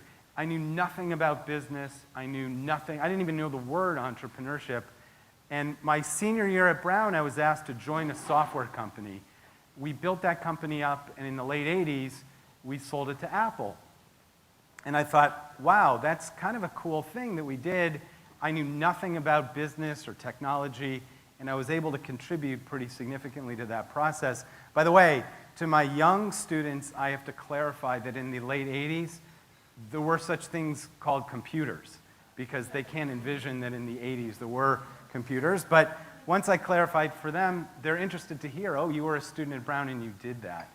So I'm a big proponent of liberal arts, history, languages, political science as the basis of a good foundation for just about anything, and in particular for starting things, new ventures for entrepreneurship. About 13 years ago, I got a fateful tap on the shoulder from a beloved professor at Brown, somebody who had actually helped us and supported us when we were students to start that company, to teach entrepreneurship at Brown. And I was confused for a couple reasons. One, first of all, I thought he was joking, because I told him I had never taught anything, nothing, not even Sunday school. He must have the wrong guy. And besides that, how is it even possible to teach entrepreneurship? And he's not the kind of person you can easily say no to, so before I knew it, I was in front of a Brown class teaching entrepreneurship. And so I always say that teaching entrepreneurship is what I call a participation sport, not a spectator sport, meaning that you can't really teach it unless you do it. And so I want to make sure it's clear that a lot of people are sometimes confused about what even we mean by entrepreneurship. And so I want to make sure I ground us in a common understanding. And I thought I might start by involving you. And this is not a quiz. I'm not looking for you to define entrepreneurship. I'll do that for us. But what I am looking for is when I say the word entrepreneurship, and there are no right answers, what words or thoughts come to mind? When I say entrepreneurship, what word comes to mind? Being different, okay, not being like everybody else. Passion. So you have to be really excited about being different. Taking risks. Risk is often on people's minds. Half crazy. Why half crazy? Maybe all the way crazy. Exactly. What else? What other words come to mind when I say the word entrepreneurship? Patience. That's interesting. So you might not get it right the first time. It sounds like you might have some experience with that. And maybe related, I heard sleepless nights. So when it feels like you should be getting it right the first time, you don't. You have to go back to the drawing board. Maybe that's at 3 in the morning or even a little later. What else? Maybe a few other comments. Innovation. So yes, that's often a word I hear from the Latin root. I took 4 years of Latin, and my Latin teacher would be proud. for me to remember that it comes from the word nova, meaning new, so it means to create something new. Yeah, so is that what you were thinking of when you thought that? Yes. What else? What other words or thoughts come to mind? Yeah. Quitting your job? Could be, yes. Right. Not necessarily, but in your point of view, that's your sense of it, that you're losing your ties to a dependable income and you're going all in by being aggressive. Could be. And maybe that leads to some of those same sleepless nights, yes? Problem solving. You took a peek at my slides, I have a feeling. Excellent, yes. So all these words resonate with the whole concept of entrepreneurship.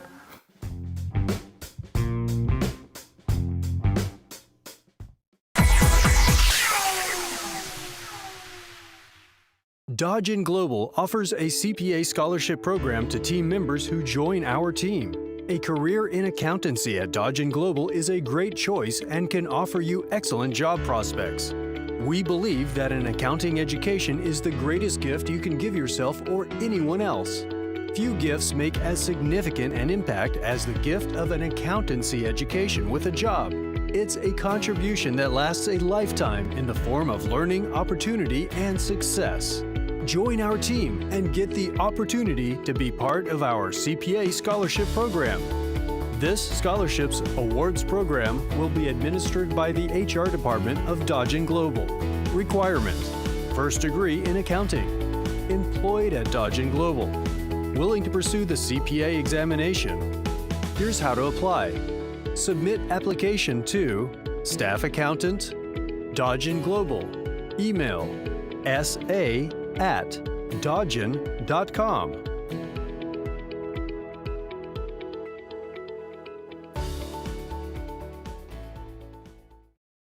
Your business matters. Business Access TV offers you the most innovative and effective advertising solution for your business, specializing in B2B sales, cost-effective solutions, the customers you want, the repetition you need. No matter the size and nature of your company, your business matters. Call us at 876-291-6233 or 876-376-4225. Email sales@batvja.com.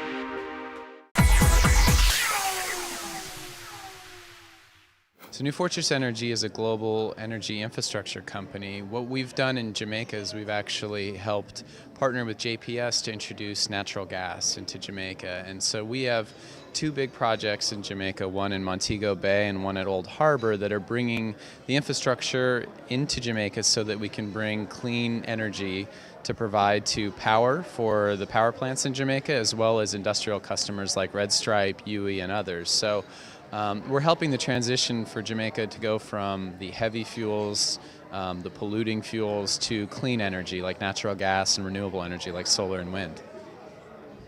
How important is it for you to host an event of this nature for the entrepreneurs of Jamaica and outside of Jamaica as well? Yeah, we are super excited to participate and help facilitate this event because entrepreneurship is so important to the economic growth and sustainable growth of an economy. Our company was founded by Wes Edens, who's a big investor in Jamaica, a big believer in the economic potential of this country, and he's an entrepreneur. So he understands the principles and the practices that you need to put in place for small businesses to grow and flourish and become medium businesses and become large businesses and employ a lot of people. And so what we want to do here is not only invest heavily in energy infrastructure, which we're already doing, but invest in the overall economy. And so we're focused on education and we're focused on entrepreneurship.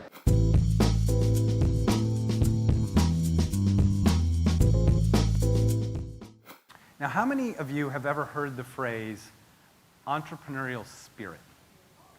Yeah, a number of you have. I have too. And I have to tell you, I cringe when I hear it. And I'll tell you why. Because it doesn't really mean anything to me.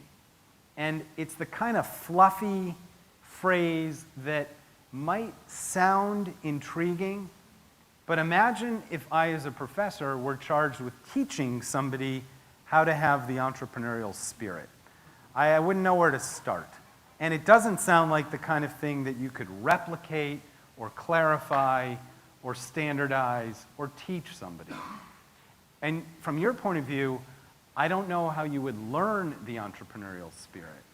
And so instead, what I've done through the years, since that fateful moment when I was an undergraduate, drawn into my first entrepreneurial experience, when I was asked a few years later to teach at Brown, and I started to rack my head to say, okay, I got to do this teaching. How am I going to teach people entrepreneurship? I thought again about the fact that Brown teaches entrepreneurship in engineering. And I thought, you know what? If you're teaching somebody engineering, you're not going to say, if let's say you wanted to teach them how to build a bridge, how would it sound if you said, you know what? Just go out there and have the bridge building spirit. How absurd would that sound? You laughed, of course. You know, just go out there and throw up a bridge, and if it holds the trucks and the cars, terrific. And if instead they come crashing down to earth, then go out there and be persistent. Just try it again. No, that would sound totally absurd. Brown would lose its accreditation. It wouldn't have an engineering school. And yet, many of you nodded your head when I said, how many of you have heard that phrase, entrepreneurial spirit? And I contended back then, and even more so given all the experience I've had teaching people entrepreneurship, that it's even more absurd to talk to people about entrepreneurship without having it grounded in a structured process. In bridge building, in the engineering school, we've distilled out of the whole enterprise of bridge building some standard elements that you can follow that have organized components to them. A structured methodology, a beginning, a middle, and an end. Every bridge follows a certain standard type of guideline in terms of how it was built. At the same time, every bridge is different from every other. Functionally, operationally, aesthetically, and so there's room, even when you're following a structured process, for your bridge to reflect the own nuances of whatever bridge it's going to be. And similarly, in entrepreneurship, I'm going to share with you the 3 structured elements of the process that I teach that you can learn and master. And even still, just like in bridge building, there's a lot of variation in terms of the kind of ventures or startups that all of you are involved with or could be involved with. And so these are those 3 elements that I distilled into my own teaching and that I teach people all over the world. The first is find and validate an unmet need, which in short means, what's the problem? What problem are you looking to solve? And I always advise starting with defining that unmet need, especially in the context of people who are technology focused. Remember, I teach in engineering, so I'm surrounded by lots of them. And they tend to rush past defining the problem. They like to dive in with a technology that they think is a solution. The problem is, it's a solution in search of a problem. And that's a pretty costly, error-ridden way to start the process. So instead, we always start with find and validate an unmet need. The second is develop a value proposition, which is the second part of this process. And that is essentially on a small scale, what's the solution to the problem you've discovered? It could be in a lab, it could be in a maker space, it could be in a social enterprise incubator, but what's the solution to the problem you've identified on a small scale? And then really important is this third element, and it's often where I think people fall short. And actually I've heard a little bit of theme in my limited time already today in Jamaica that this is an area that people are concerned about, and that is, even if you've identified an unmet need that is worthy of addressing, even if you've developed a small-scale solution to that problem, the third element is create a sustainability model that enables you to have big impact at scale. So you're not only having impact in your small neighborhood or university or parish or even across Jamaica, but in a way that has sustainable, big impact that you can replicate, that you can scale across perhaps the entire world. So it's those three elements that are really critical as we think through this entrepreneurial process. And what we're going to do for the remaining time we have today is dive pretty deeply into this first one, find and validate an unmet need. I feel really strongly about doing that because I find that if you shortchange that part of the process, then you build a really flimsy foundation for what comes next. And if you build a really firm foundation by establishing a very clear and actionable unmet need, then those two other elements of value proposition and sustainability model roll themselves. Talk to us about some of the partners that made this event possible today. So we came in and really enlisted, saw where the ecosystem for entrepreneurship is very vibrant, very active. Jamaicans, on a whole, are really entrepreneurs themselves, and recognize some incredible organizations that were doing amazing work, like First Angels, Development Bank of Jamaica, Jamaica Business Development Corporation, Branson Center, and it's a huge ecosystem that we have tapped into. And of course, on the educational level, you have UA as well as UTech and Northern Caribbean University. So we are plugged into that mechanism. I mean, what we want to do is to add to the conversation and try to impact it via investment where, access to capital for startups are a little bit of a challenge for them. So this is one area that we're really focused on to see how we can assist micro, small, and medium-sized business to gain access to capital.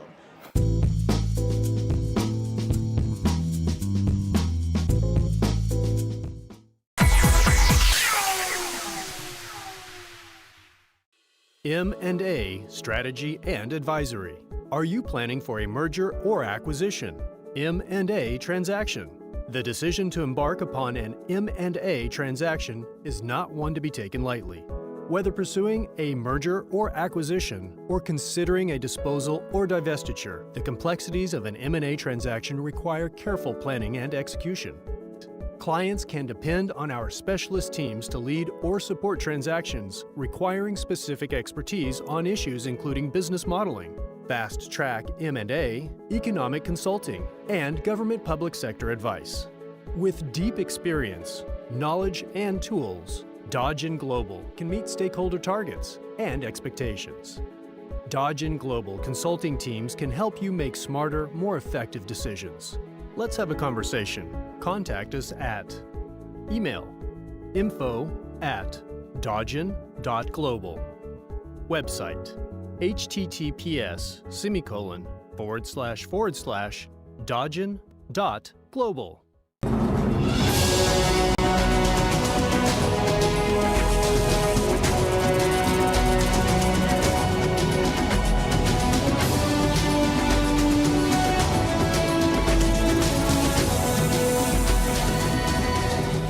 The Good Life, your weekly dose of information on nutrition, wellness, and fitness. Discover ways to nurture your mind, body, and spirit.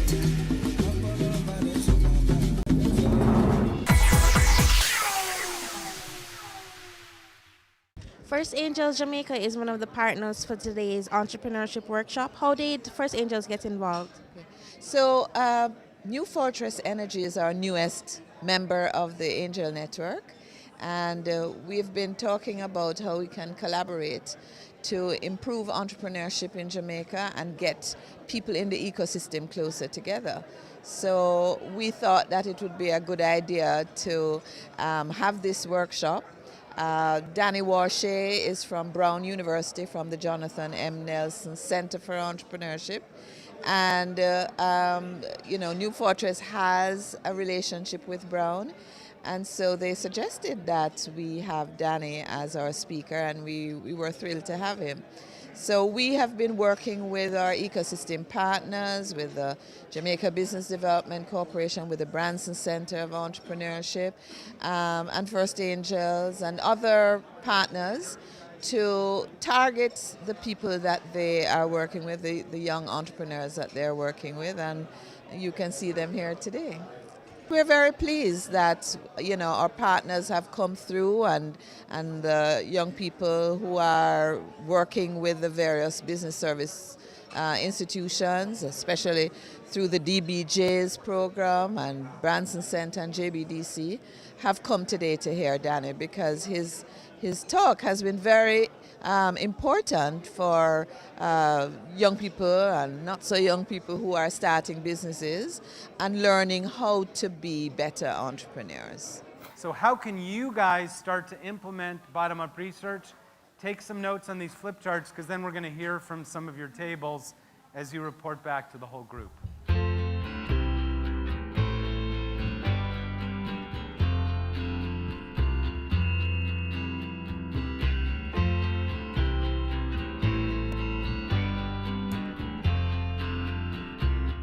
So we have little points here, because we're trying to strategize, and we're saying, all right, observation of the deaf community. How do we communicate to them? We do not know sign language, but I do have a friend who's deaf, but they can text. You can ask them to teach you things. You understand? Accessibility.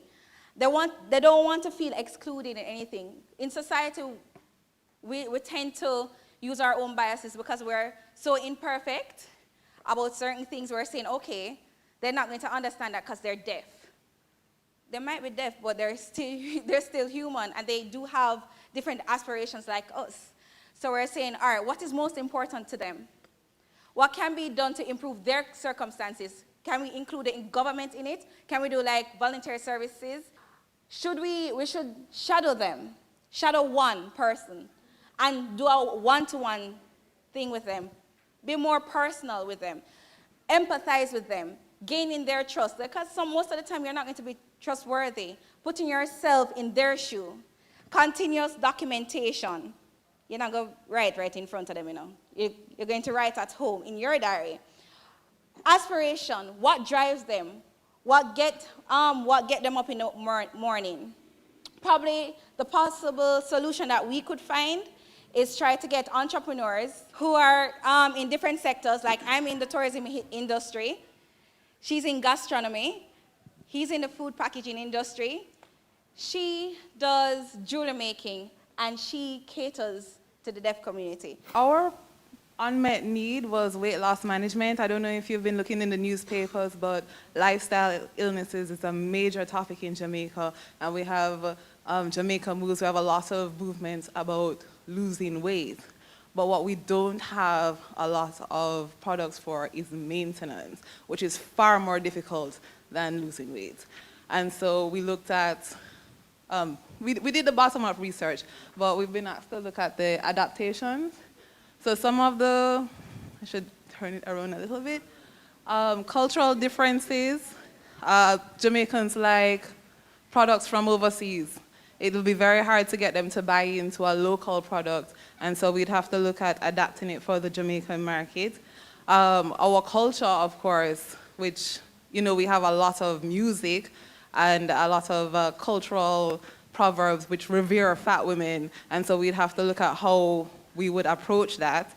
We definitely have a quick fix mentality. We don't like maintenance, and so we actually also included a no maintenance mentality. We have a lot of projects that we start, but the follow-through is just not there. And we also thought maybe some persons might be reluctant to participate in a project like this.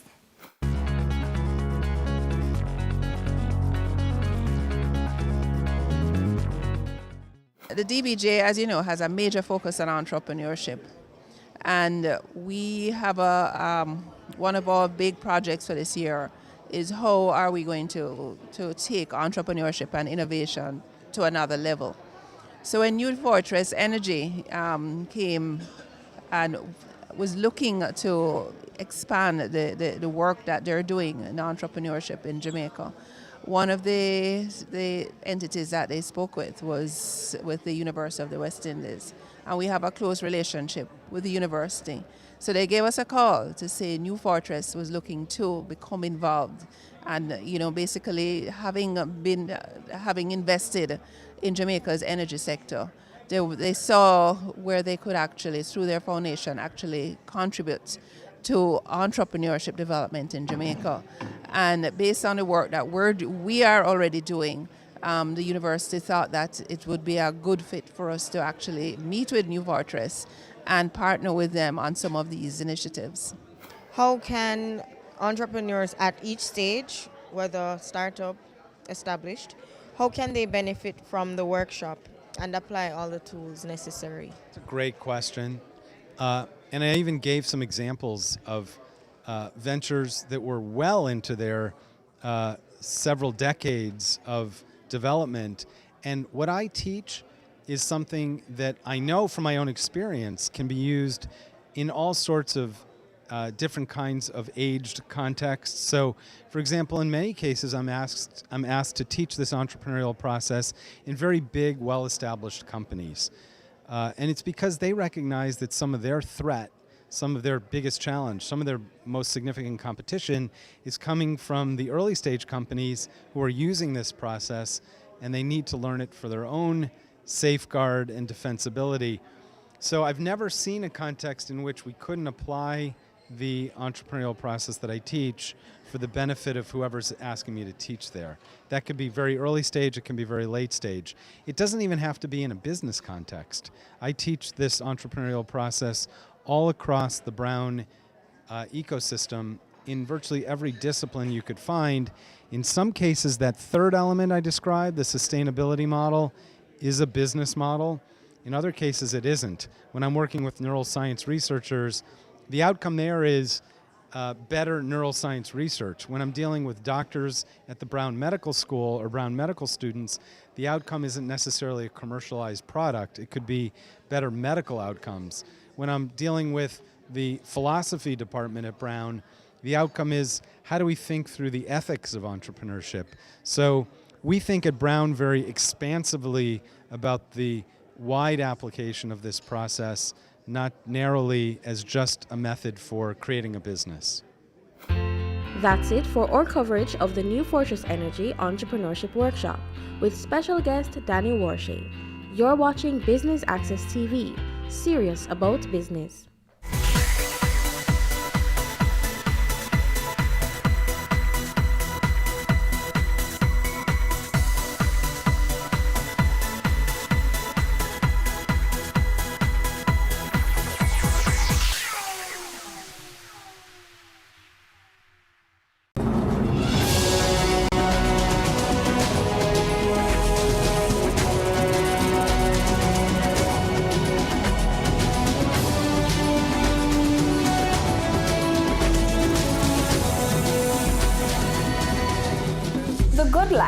Your weekly dose of information on nutrition, wellness, and fitness. Discover ways to nurture your mind, body, and spirit.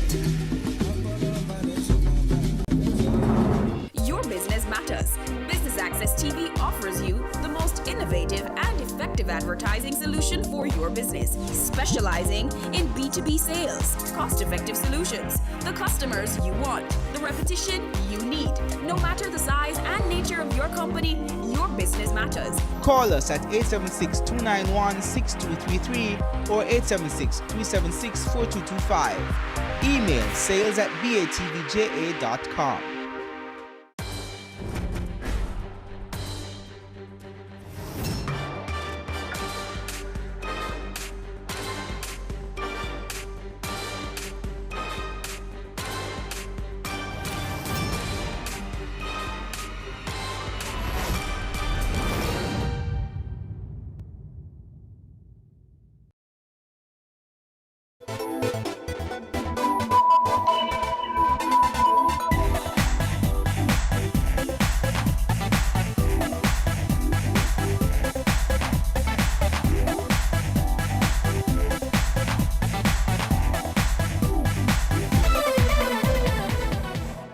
My name is Eric Hosin. I'm the president of Guardian Life Limited.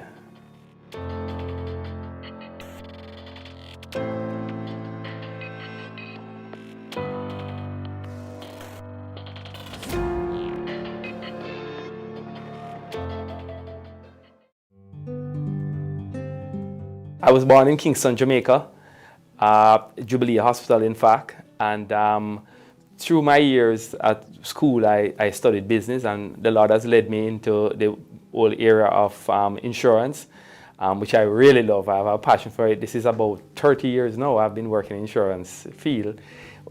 Was in and then went out, and I'm back again. So, you know, it's my passion.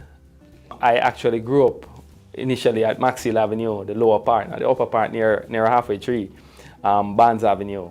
And then we lived in Washington Gardens. There are 9 of us, 4 girls, 5 boys. Dynamic household. Father was in and out.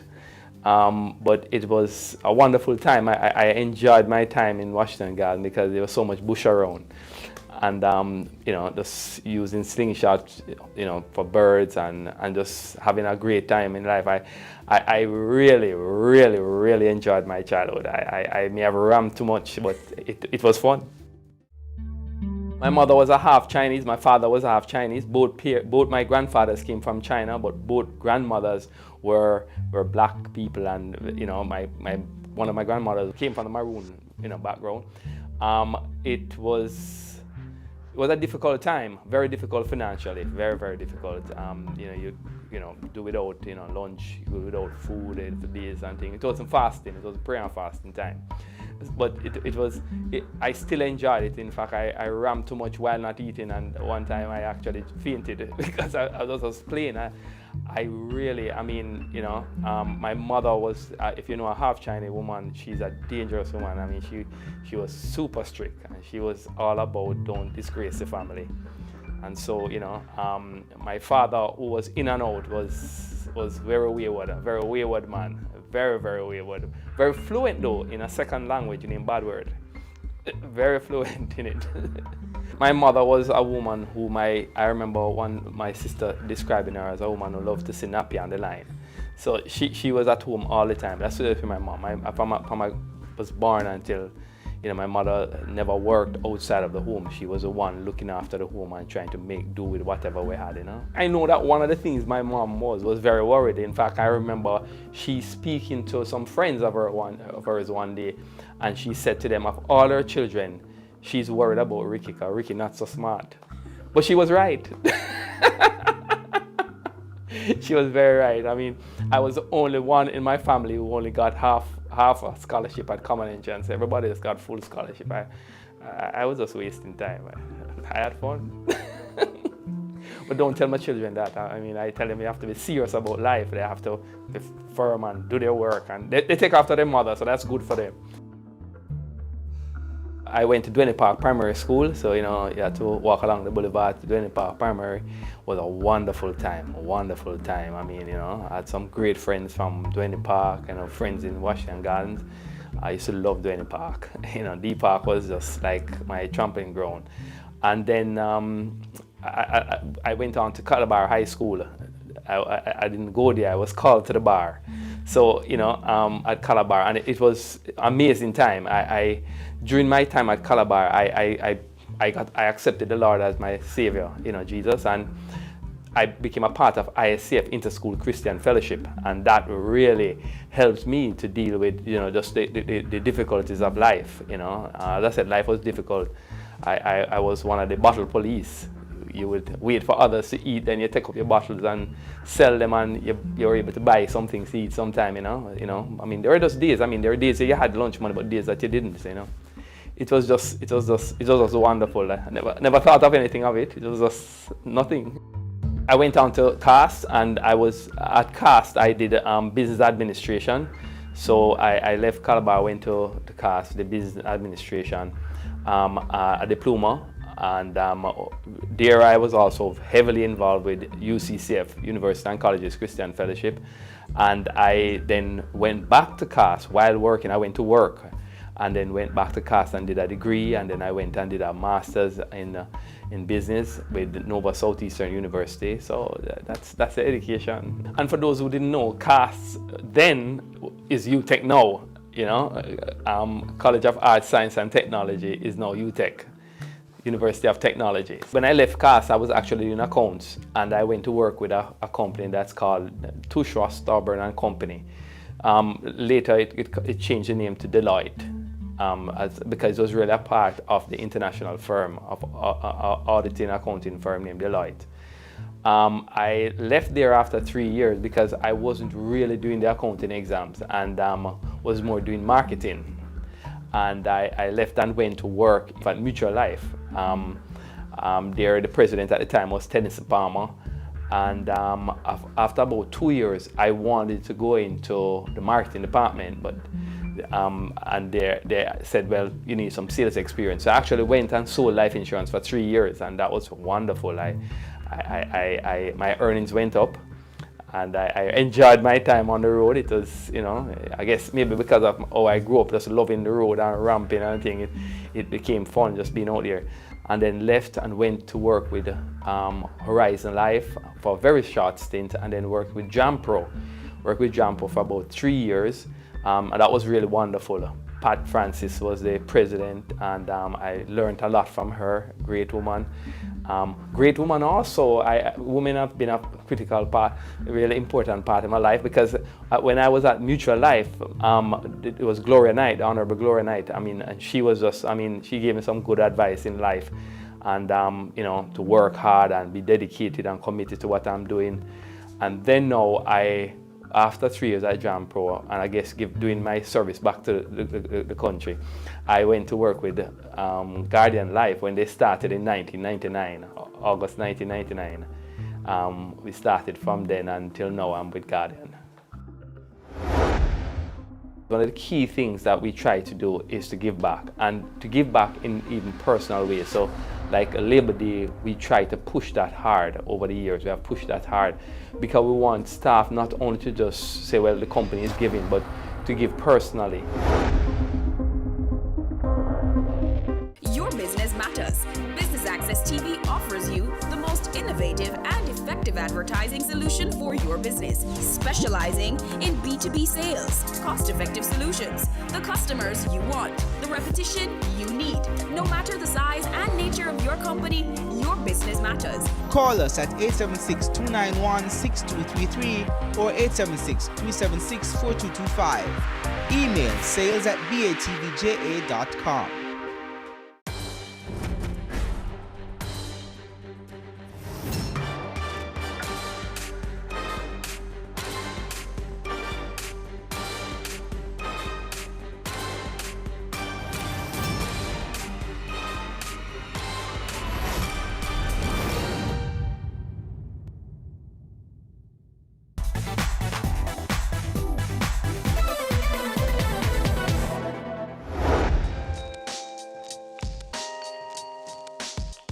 Guardian, I started in 1999. The company started in August. I joined on September 1 because I had to give a notice period to JAMPRO. And I joined as a vice president for sales. I then became vice president for sales and administration, senior vice president, became executive director. I became the president in January of 2010. Over the years, you know, Guardian has just really been a nice, fun place to work. The staff, the team, there are challenges, but you know, it has really been. We try to make it as much as possible a friendly environment in which to work. It's been good. You know, we have seen great success over the years as an organization. Year after year, we have been able to move from different levels, you know, doing different things and achieving different goals. You know, going into different additional lines of business that we didn't initially start out in. One was like health insurance. We started Medicus, now Guardian Health, and that has also grown very well. So, you know, our shareholders are happy, so we are happy. We have always, one of the key things that we try to do is to give back, and to give back in even personal ways. So like Labor Day, we try to push that hard over the years. We have pushed that hard because we want staff not only to just say, well, the company is giving, but to give personally. We got involved with the University Hospital of the West Indies in trying to see how we could help them to improve, to be able to purchase more equipment, to be able to offer even a higher level of service to their customers, if you want to call it that, and especially the intensive care unit, which we realized was in a bad shape. So we spent a lot of money, company resources, just fixing up the intensive care unit section of the hospital. But then we decided, hey, let's work together to let this continue and to try and help other hospitals around the island. And so we started a Keep It Alive 5K night run. It was the second night run in Jamaica, and we then moved on to having a night run in Kingston and in Montego Bay. So I think we are the only ones who have a dual run, one in Kingston, one in Montego Bay. And the funds we raise are given to mainly four different hospitals, which is University Hospital of the West Indies, Cornwall Regional, which we all know is in a challenging state. But all hospitals have challenges, and we also do St. Anne's Bay Hospital as well as Mandeville Regional Hospital. The fact is that healthcare everywhere in the world, you would have seen even in the big United States, it's just a challenge for government to fund it, and just anywhere it is a challenge. So it's not a Jamaican problem, it's a worldwide problem that healthcare is difficult to fund, extremely difficult. So we all have to do our part. Some of the things that we are doing is, one, we are growing the company, and that's very, very key. It's growing the company in terms of our capital, our return on investment for investors, which is really key. We are doing a lot more in terms of, as we said, we just gone into real estate. We'll be doing more of that also as we try to diversify. As you know, government interest rates on government securities are falling and falling rapidly. So if you're going to make the returns, you have to look now, and I think it's a good thing, you have to look at other things other than just paper to invest in to get the returns that you need to please your shareholders. Because in pleasing your shareholders, you are pleasing your customers, you are pleasing, because if you can't please your shareholders before pleasing your customers and pleasing the staff, it's all three are very important. And what we are doing is actually finding more and more ways to invest, which is going to help our country to grow and develop, and that's really key. We all need to play our part in the growth and development of this country. This is Jamaica land we love. Gentrification anywhere in the world has proven to be a very good thing. Very good thing. Property values go up under gentrification. If you look at places like even in England, in London, if you look at in Washington, D.C., just right across the world, this is how a city will grow and develop. And it is really to work with those that may be negatively impacted in terms of the housing solution. And so, people are trying to find different housing solutions, not necessarily in the heart of the city, but even on the periphery.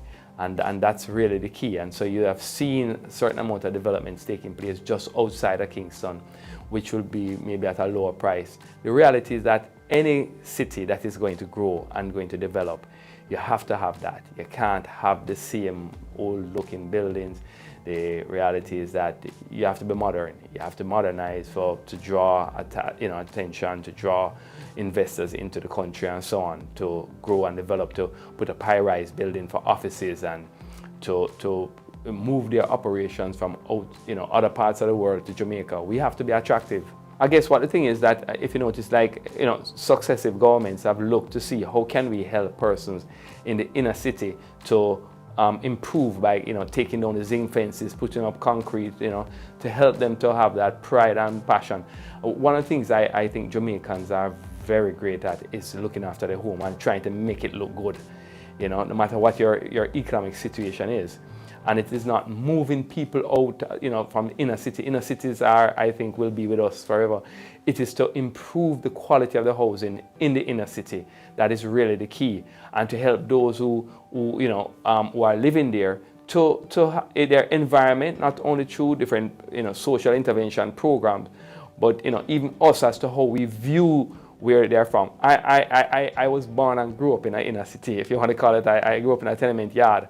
The fact is that we have to lift persons out of those environments, and more you find young persons, doing very, very well. I mean, I think there are more persons from where we call the inner city that is now going to school in some of those schools that were called the Uptown School, doing extremely well, extremely well. I was the president of the PTA at Immaculate, and I tell you, there are lots of kids coming from just all walks of life coming to Immaculate.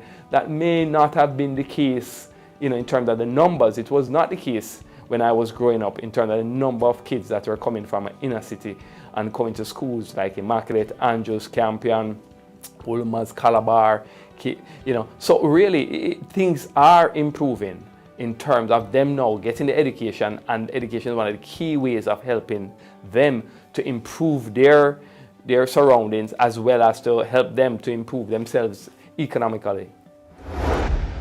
Every area of business, there are going to be challenges. There are going to be challenges, and that's what makes it good. It makes it, maybe we want to call it fun.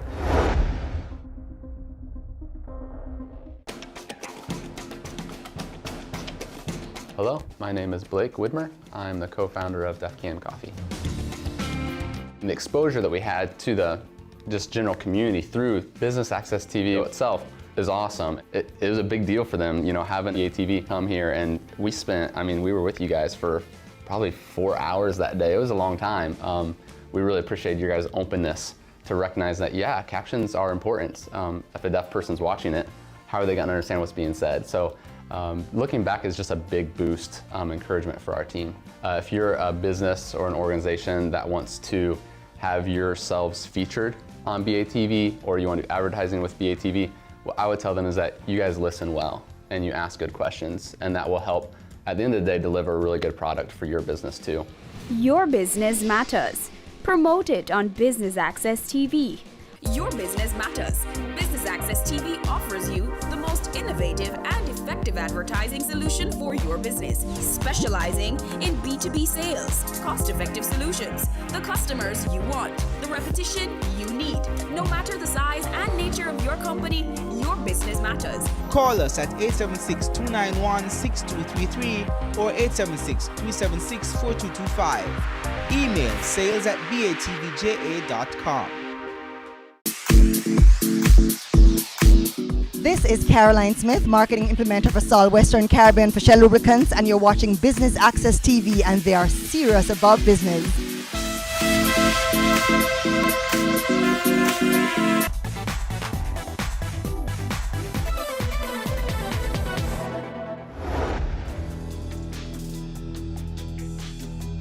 Every area of business, there are going to be challenges. There are going to be challenges, and that's what makes it good. It makes it, maybe we want to call it fun. But there are challenges, and some challenges can be frustrating, however, and that's really not good.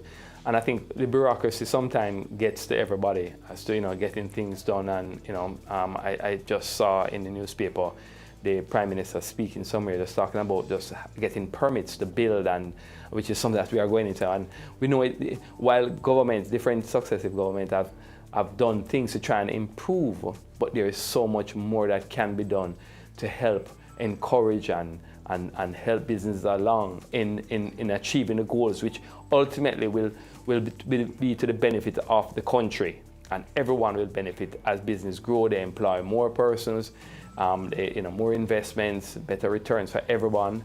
You can see how well our stock market is doing, but there's bureaucracy, and I think it's just the will and to find look at the procedures. The procedures may have worked years ago, but times have changed, and it's just to look as to how we can adjust those procedures to make it more efficient, more effective in facilitating and encouraging business.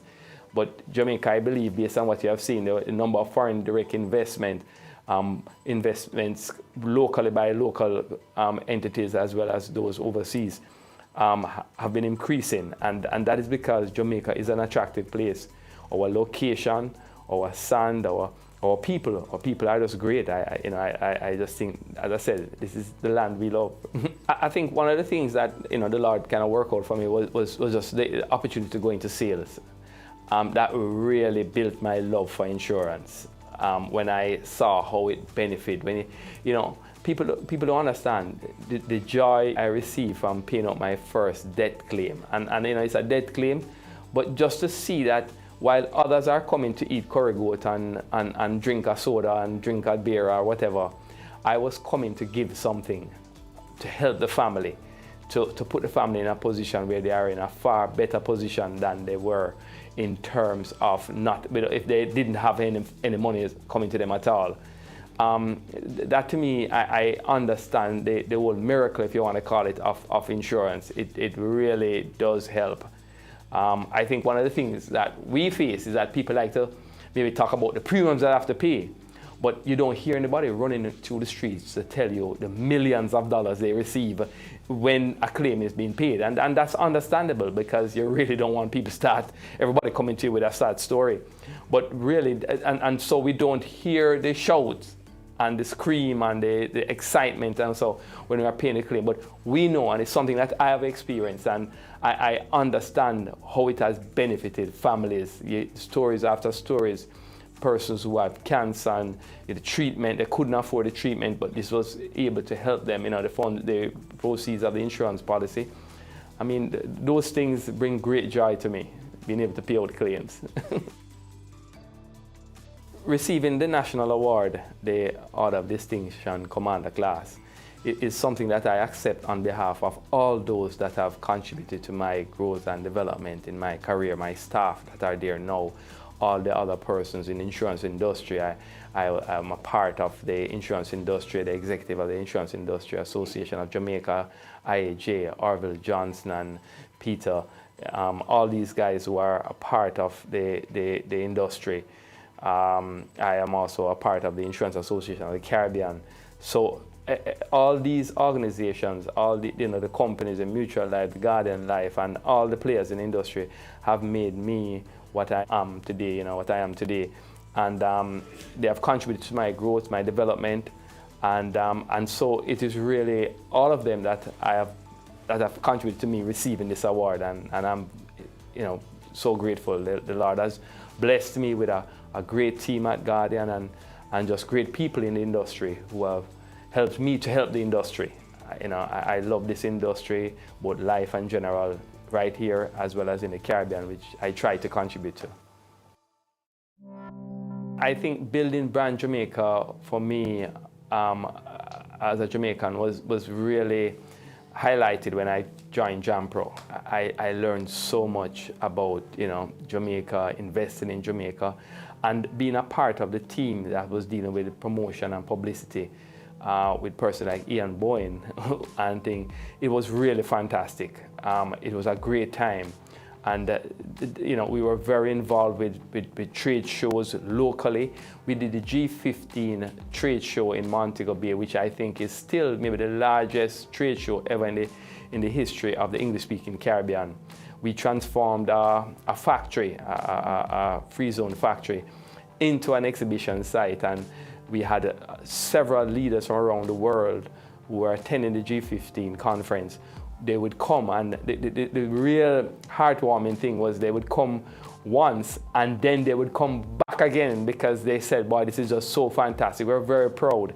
But we also were involved with trying to attract persons to come to Jamaica to invest, as well as promoting. In doing that, we had to go overseas, not just stay here. We had to go where they are, promoting brand Jamaica, promoting Jamaican products right across the world. It was really something good. I felt good as a Jamaican. I felt good.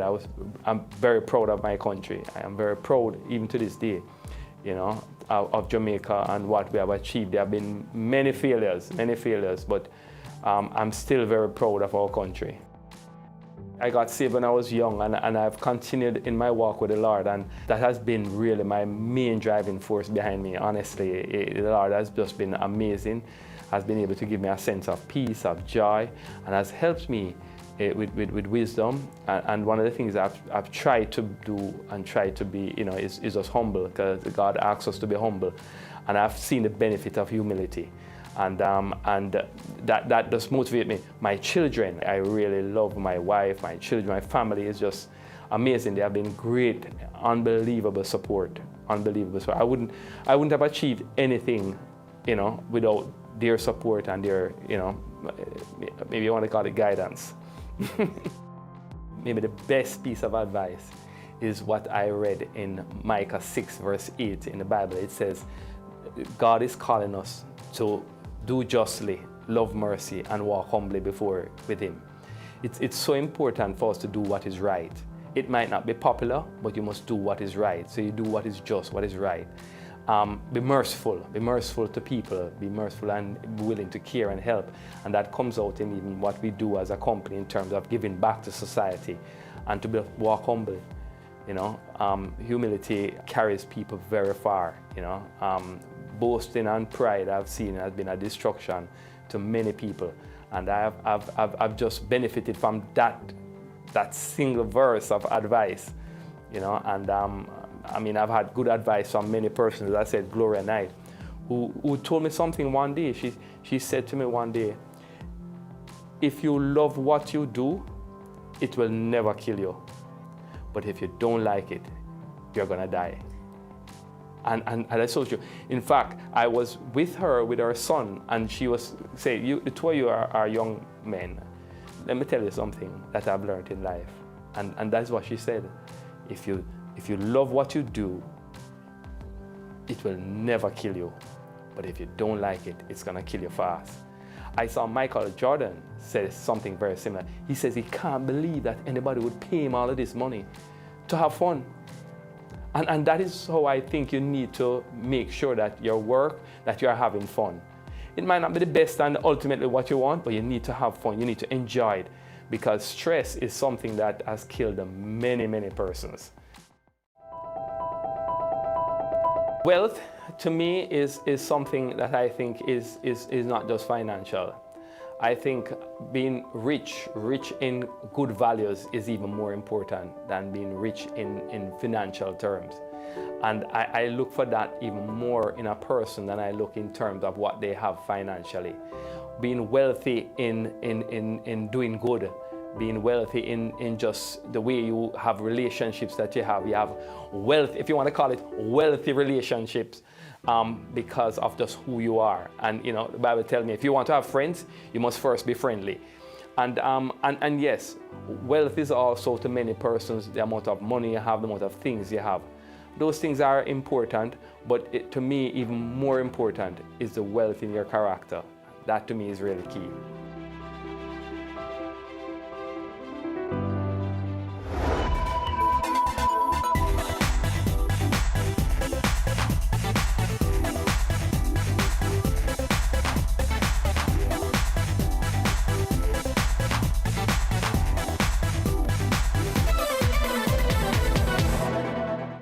Your business matters. Business Access TV offers you the most innovative and effective advertising solution for your business, specializing in B2B sales, cost-effective solutions, the customers you want, the repetition you need. No matter the size and nature of your company, your business matters. Call us at 876-291-6233 or 876-376-4225. Email sales@batvja.com. In this 1 degree, you're able to do many things. I think the field found me. I'd rather work with the deceased than work with the living. Let us open your mind to careers you've never considered. Manager, model maker, Game technician, Animator, Good job. Empowerment. Career moves. Anywhere money is, that's where I am. Hey guys, I'm Candy and welcome to Chill Spot, Jamaica's ultimate leisure show. This season promises to reveal some of the hidden treasures of the lifestyle industry by taking you to the chill spots of some of Jamaica's most brilliant business minds, giving you a glimpse into how they choose to unwind and just pull a vibe. You won't want to miss what happens next. Stay tuned.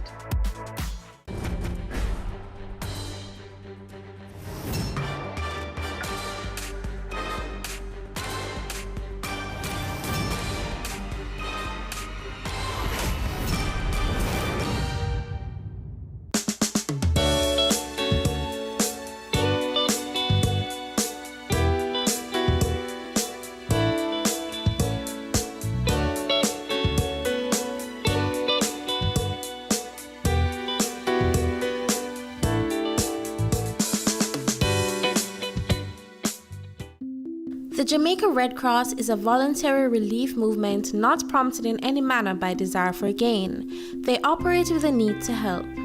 Caring Hands met with Dr. Dennis Edwards, president of the Jamaica Red Cross, at their visit to the community of Seawright Garden. The Jamaica Red Cross is a humanitarian organization, first and foremost, and it is one of the national societies of the International Federation of the Red Cross and International Federation of the Red Cross and the Red Crescent, actually.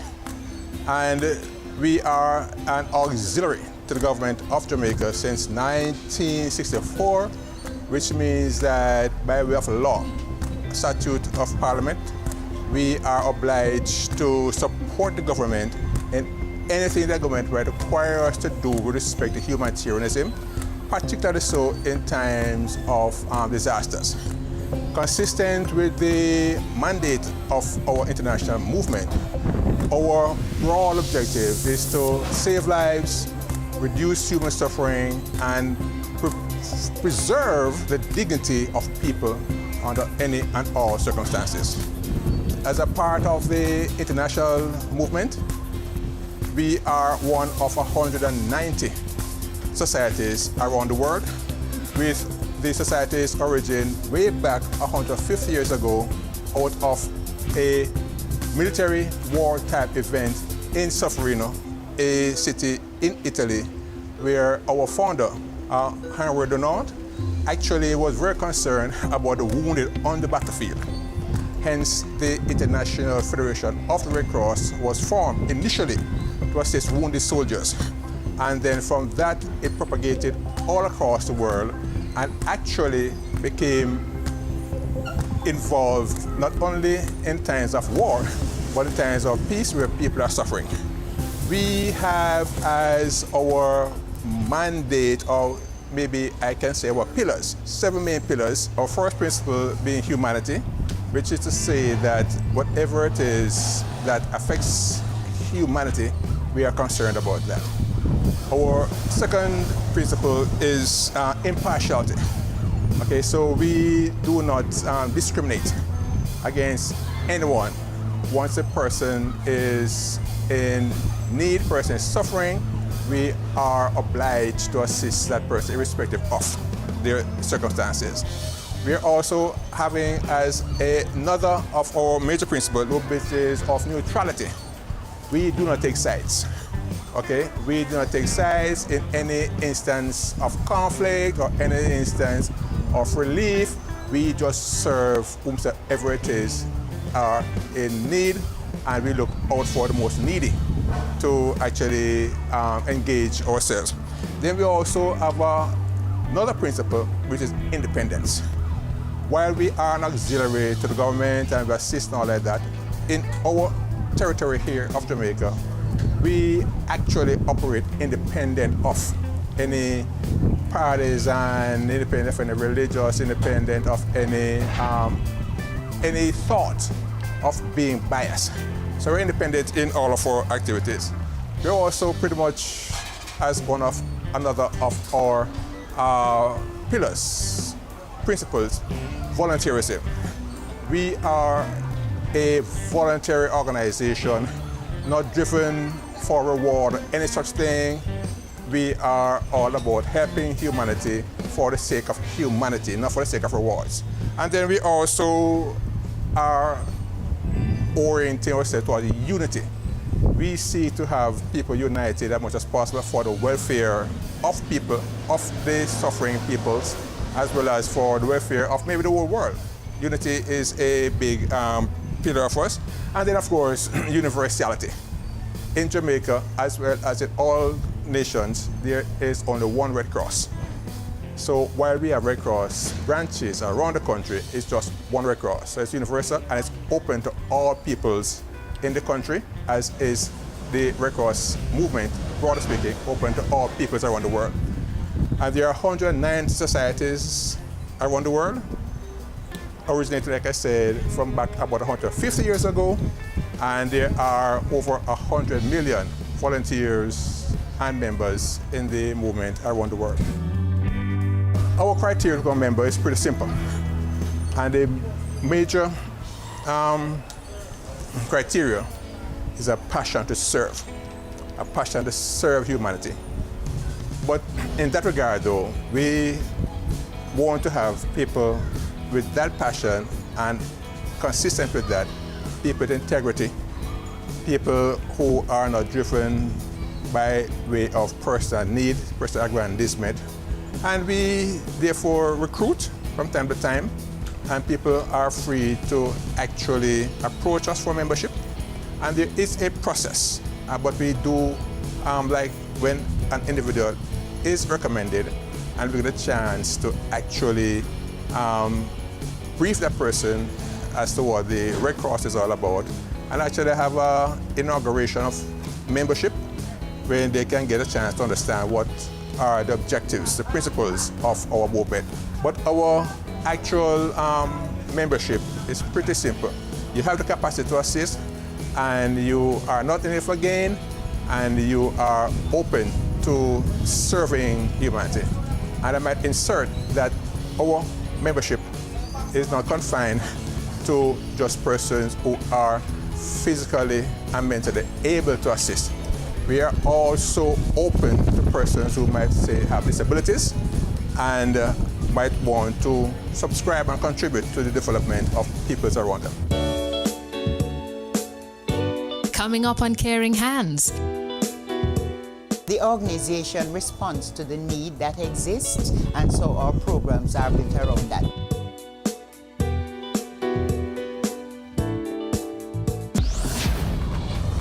In this 1 degree, you're able to do many things. I think the field found me.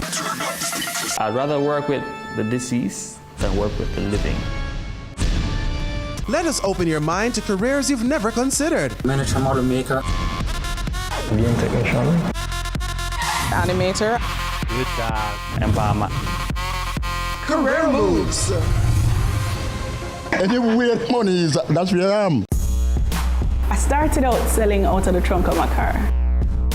If everybody think the same way, everybody going in the same line. Being an entrepreneur takes everything that you've got. Weekends? What's weekends? We work on a weekend. There are real opportunities everywhere you look. But you have to have the passion. If I do my part well, then everything is okay. We believed in ourselves and our families believed in us. Being convinced of this great opportunity, why we are all here doing what we're doing now. This is Caroline Smith, marketing implementer for Sol Western Caribbean for Shell Lubricants, and you're watching Business Access TV, and they are serious about business.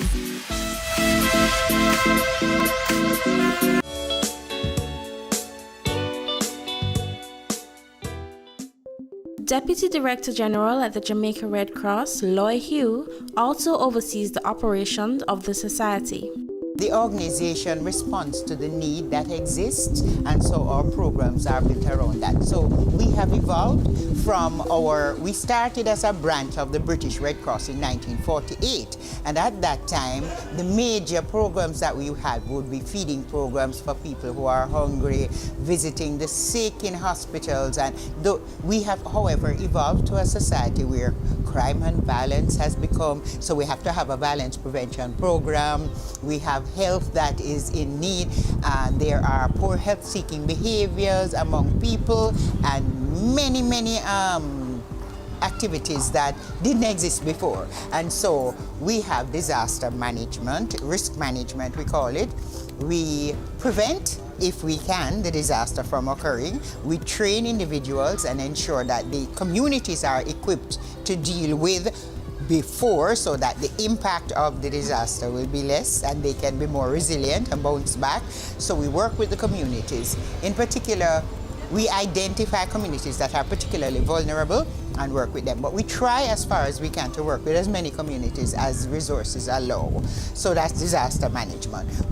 I talked a little bit about the health, but health also refers to HIV prevention, for example. We just had the Zika scare, and so we're involved in Zika prevention, educating and sensitizing people as to how to get rid of the mosquitoes and to develop good habits so that mosquitoes won't breed in their homes and areas where they are frequenting.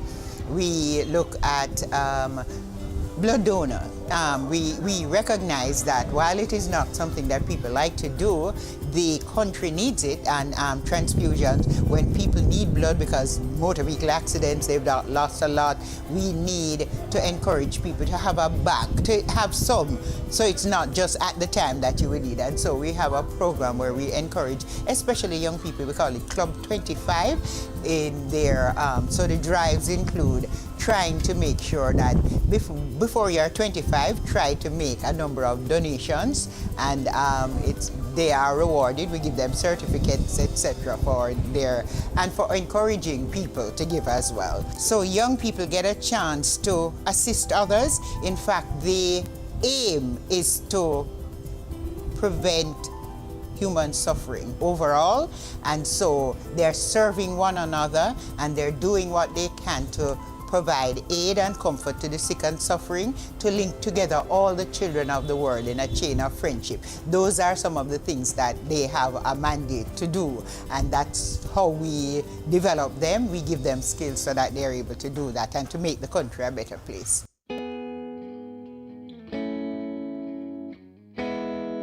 We did a little assessment of a number of communities when we wanted to start helping in various ways, and we discovered that this was a very vulnerable community on different fronts, so they needed assistance in different ways.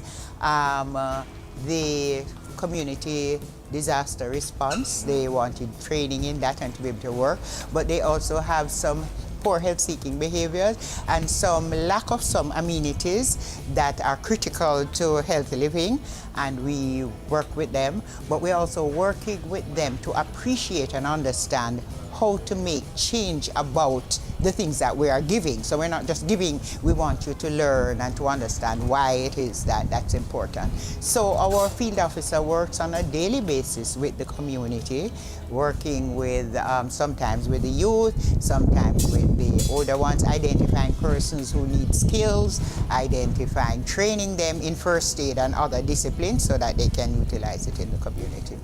We again, because violence is an area that needs to be given all the attention we can, we want to reduce violence in the country. We want to in the communities as well, and once it becomes a part of you, then we can begin to see a change. So we were promoting, we're doing training in the community, but we also wanted to provide incentive, and in particular in Salt Spring, in St. James, that community has been identified with many different problems of violence and surrounding areas as well. And so we did the violence prevention training, working with the young people, and then offered a prize to the best essay and also the best poster that they could do. Interestingly enough, the young man who won was actually a victim because his stepfather was killed in violence, by violent means too. And he was touched and he made that claim. You know, he said it, that he wanted to do that because it touched his own life, and so he wanted to see how we could make. And we're glad that we're able to make the difference, but we continue. We keep working, and where we are able to offer incentives, we do. Around the world, there are some days that the Red Cross observe with each other. So anywhere you are in the world, that's happening on that particular day. And so on the second Saturday in September, and we started this recently, I would say perhaps certainly since this century, we have designated that day, the second Saturday, as World First Aid Day. What we're trying to do is to bring attention to the fact that everybody can be first aid trained. Everybody should be aware, because lives are being saved by persons. It's not just the paramedics and the doctors and so on, with all respect, but what is done before they get to that point is usually life-saving. And so we want to call people's attention to the need for everyone to be first aid trained, as many persons as possible. Coming up on Caring Hands. The main aim of this project is to build community resilience, and an assessment was conducted that would have unveiled some of the challenges which this community is facing.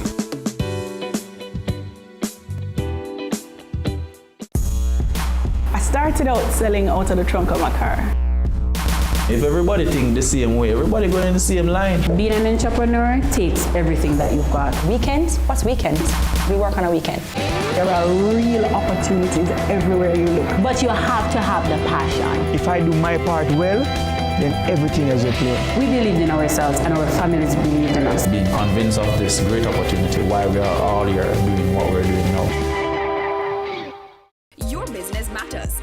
Business Access TV offers you the most innovative and effective advertising solution for your business, specializing in B2B sales, cost-effective solutions, the customers you want, the repetition you need.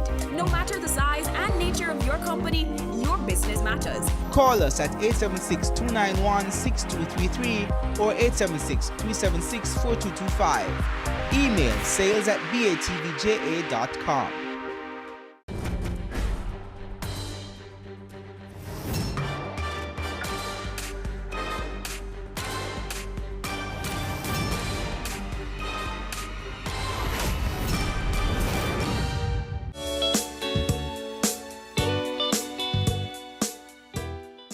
Janal Sham is the field coordinator at the Jamaica Red Cross. His job is to coordinate the activities under the Jamaica Red Cross's Resilience in the Americas project. He has been actively engaging the community of Seabright Gardens since 2014. The main aim of this project is to build community resilience, and an assessment was conducted that would have unveiled some of the challenges which this community is facing. And the RETA project focuses on 4 geo-communities across Jamaica. So in Kingston and St. Andrew, we focus on Mavis Bank and Seabright Gardens. And in St. James, we focus on Salt Spring and Stonehenge. Now for the Seabright Gardens community, we know that when we did the IPA, the Integrated Participatory Assessment, and as well as with the input of some of the community members, we discovered that they were challenged, they had water and sanitation challenges, right? So what the intervention that we employed as a means of mitigating or eliminating this problem was the FAST training, and this is the Participatory Hygiene and Sanitation Transformation, the WASH, Wash, Water and Sanitation Hygiene. So these are courses, our training that we'll be conducting every month, and we have also done a complete course as well with the mother, the parents and everybody, but then we'll also be rolling out where we teach persons proper hygiene, water and sanitation practices so that we can eliminate the issue of transferring of germs and water, vector-borne disease and stuff like that, so we can tackle the hygiene and sanitation issues that we have been having in Seabright Gardens. As well, we would have also done some work on the communal bathrooms because some of them were in a deplorable condition, so we would have gone in and would have installed new toilets, showers, we would have also done some painting and just general refurbishing, changing out of the doors, painting the bathrooms and giving them a facelift.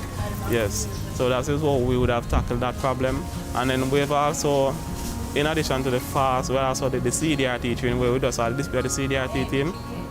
But then again, we also did some scholarships because one of the things that we discovered in the IPA, the assessment, was that our children were leaving school and they are just hanging out, loitering on the street, not having anything to do in the daytime. So we provided grants for persons so that they could further enhance their capacity in terms of skills training. So recently we just had 7 persons who received vocational and skills training grants to attend the St. Pius Training Center coming September.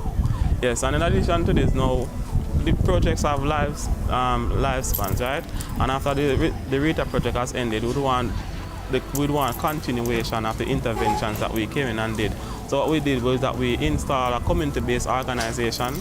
The CDRT team is the core of that, all right? So what this community-based organization will do now is that they will take on the intervention. They are the ones who will take over on the interventions that the RETA project came in with, right? So they are the ones who are now going to ensure that the communal bathrooms are up. These persons are also training FAST as well, so they can go around and conduct FAST sessions. So they are basically going to be filling the booths that we would have left on. So we gave them a start and they are going to be continuing on what we started. And the CDC, the Seabright Garden CDC, the Community Development Committee, they are going to be the parent company that oversees this organization to ensure that the organization stays together. So they will have monthly meetings. So after the RETA project has ended, these initiatives would be in safe hands as it relates to continuation and development. And these persons would have received training in meeting management, leadership skills, proposal writing. So if there are any issues in the community and they have a project that they want to take on, the SDC, which is one of our partners, the Social Development Commission, would have come in and done some capacity building as a means of empowering these individuals so that they can be able to manage the affairs of their community effectively and to build their community resilience and to take over and just to operate as an organization within themselves and to take care of the community and uplift the community, and in doing so empowering themselves.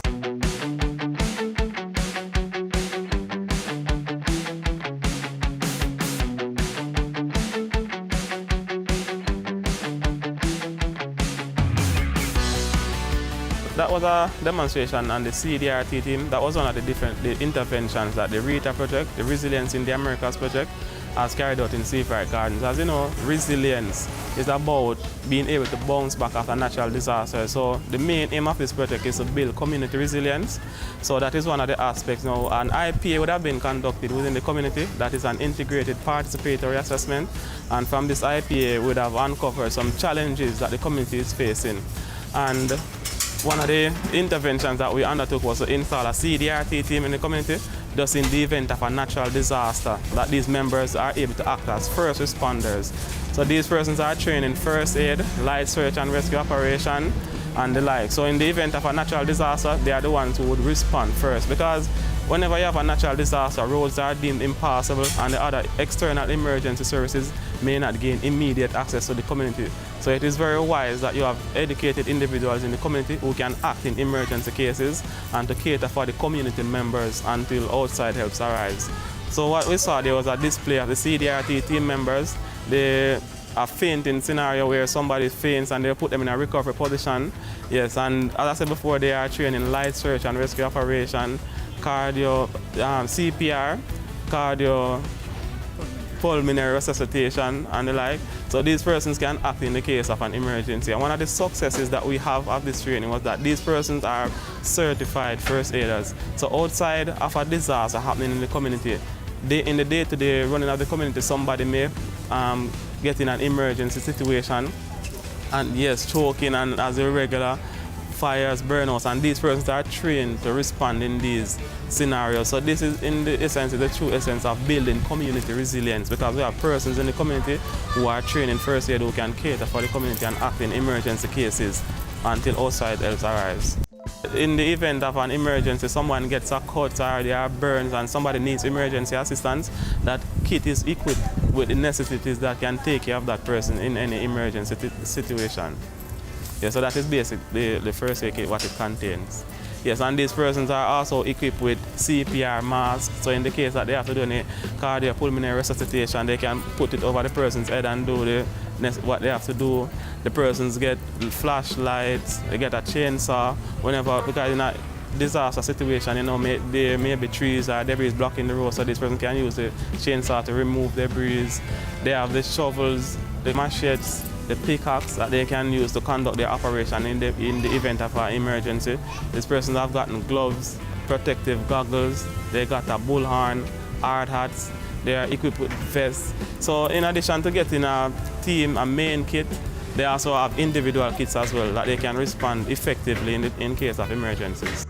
Normally, some of the misses are associated with the faints. They say you should get a shoe and put over their mouth, you should slap the person, make the person smell salt, but they are proper procedures. Those are just myths. And if you go there, somebody faints and you go and you slap the person, you may cause additional damage.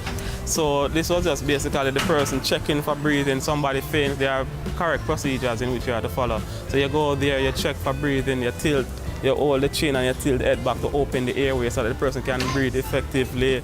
You go there now, so you check for breathing, you check if the person is responding. So once the person is breathing and there's a pulse, you know that the person has just fainted. So you'll just put the person in a recovery position until the person is fully revived. But if there's no breathing and the person is unconscious, then you'll perform CPR on that person until emergency services arrives. So you do CPR until you get an ambulance.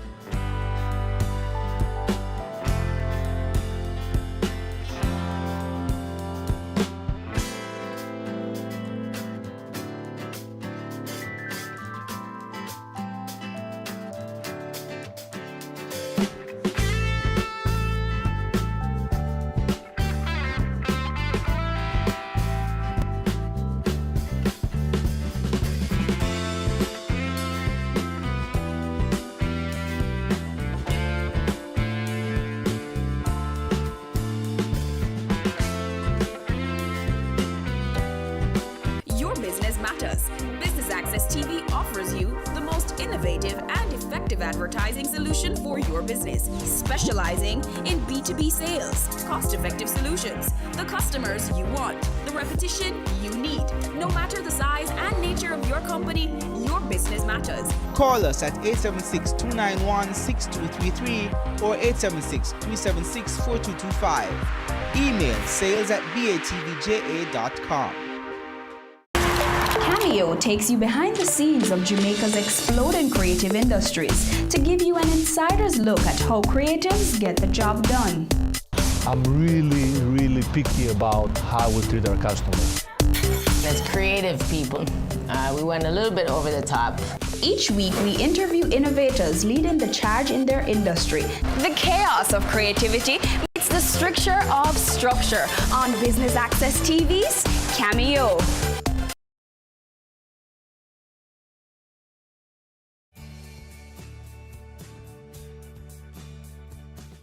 The Jamaica Stock Exchange wishes to help to develop the social sector.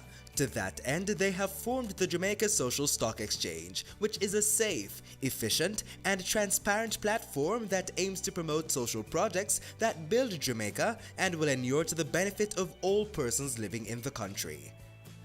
The Jamaica Stock Exchange is a company that encourages and mobilizes capital for the main market.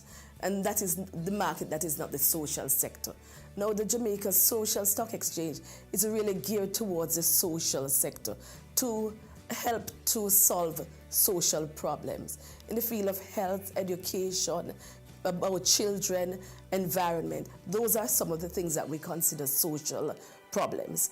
And so it is to mobilize the capital, allow persons who have a desire to invest in a social good, to invest in the social stock exchange. It is designed in two parts. In phase one, where we look at social investment, and phase two, where we look at social impact investment. Now, in phase one, really what we are saying is it is donation. An organization will have a social issue and design it into a project or a program and invite Jamaicans or persons within the diaspora or the entire world to fund this program. Now in phase two, you're going to get a return on investment which is not social. You will be getting shares, natural shares, as you would get if you invested in the Jamaica Stock Exchange. And what you'll get is a return on capital, which is possibly dividend or an appreciation in that share. The Jamaica Social Stock Exchange does more than ask for the funding of these programs, but goes beyond that in terms of monitoring, ensuring that these programs are meeting the targets and the reason for them to have asked for funding in the first place. When we look at this new sector, it is important because holistically, if you do not look on the social sector, you do not improve the other sectors. We want to encourage all businesses in Jamaica to have a corporate social responsibility because it is good for encouraging and the growth and development of businesses.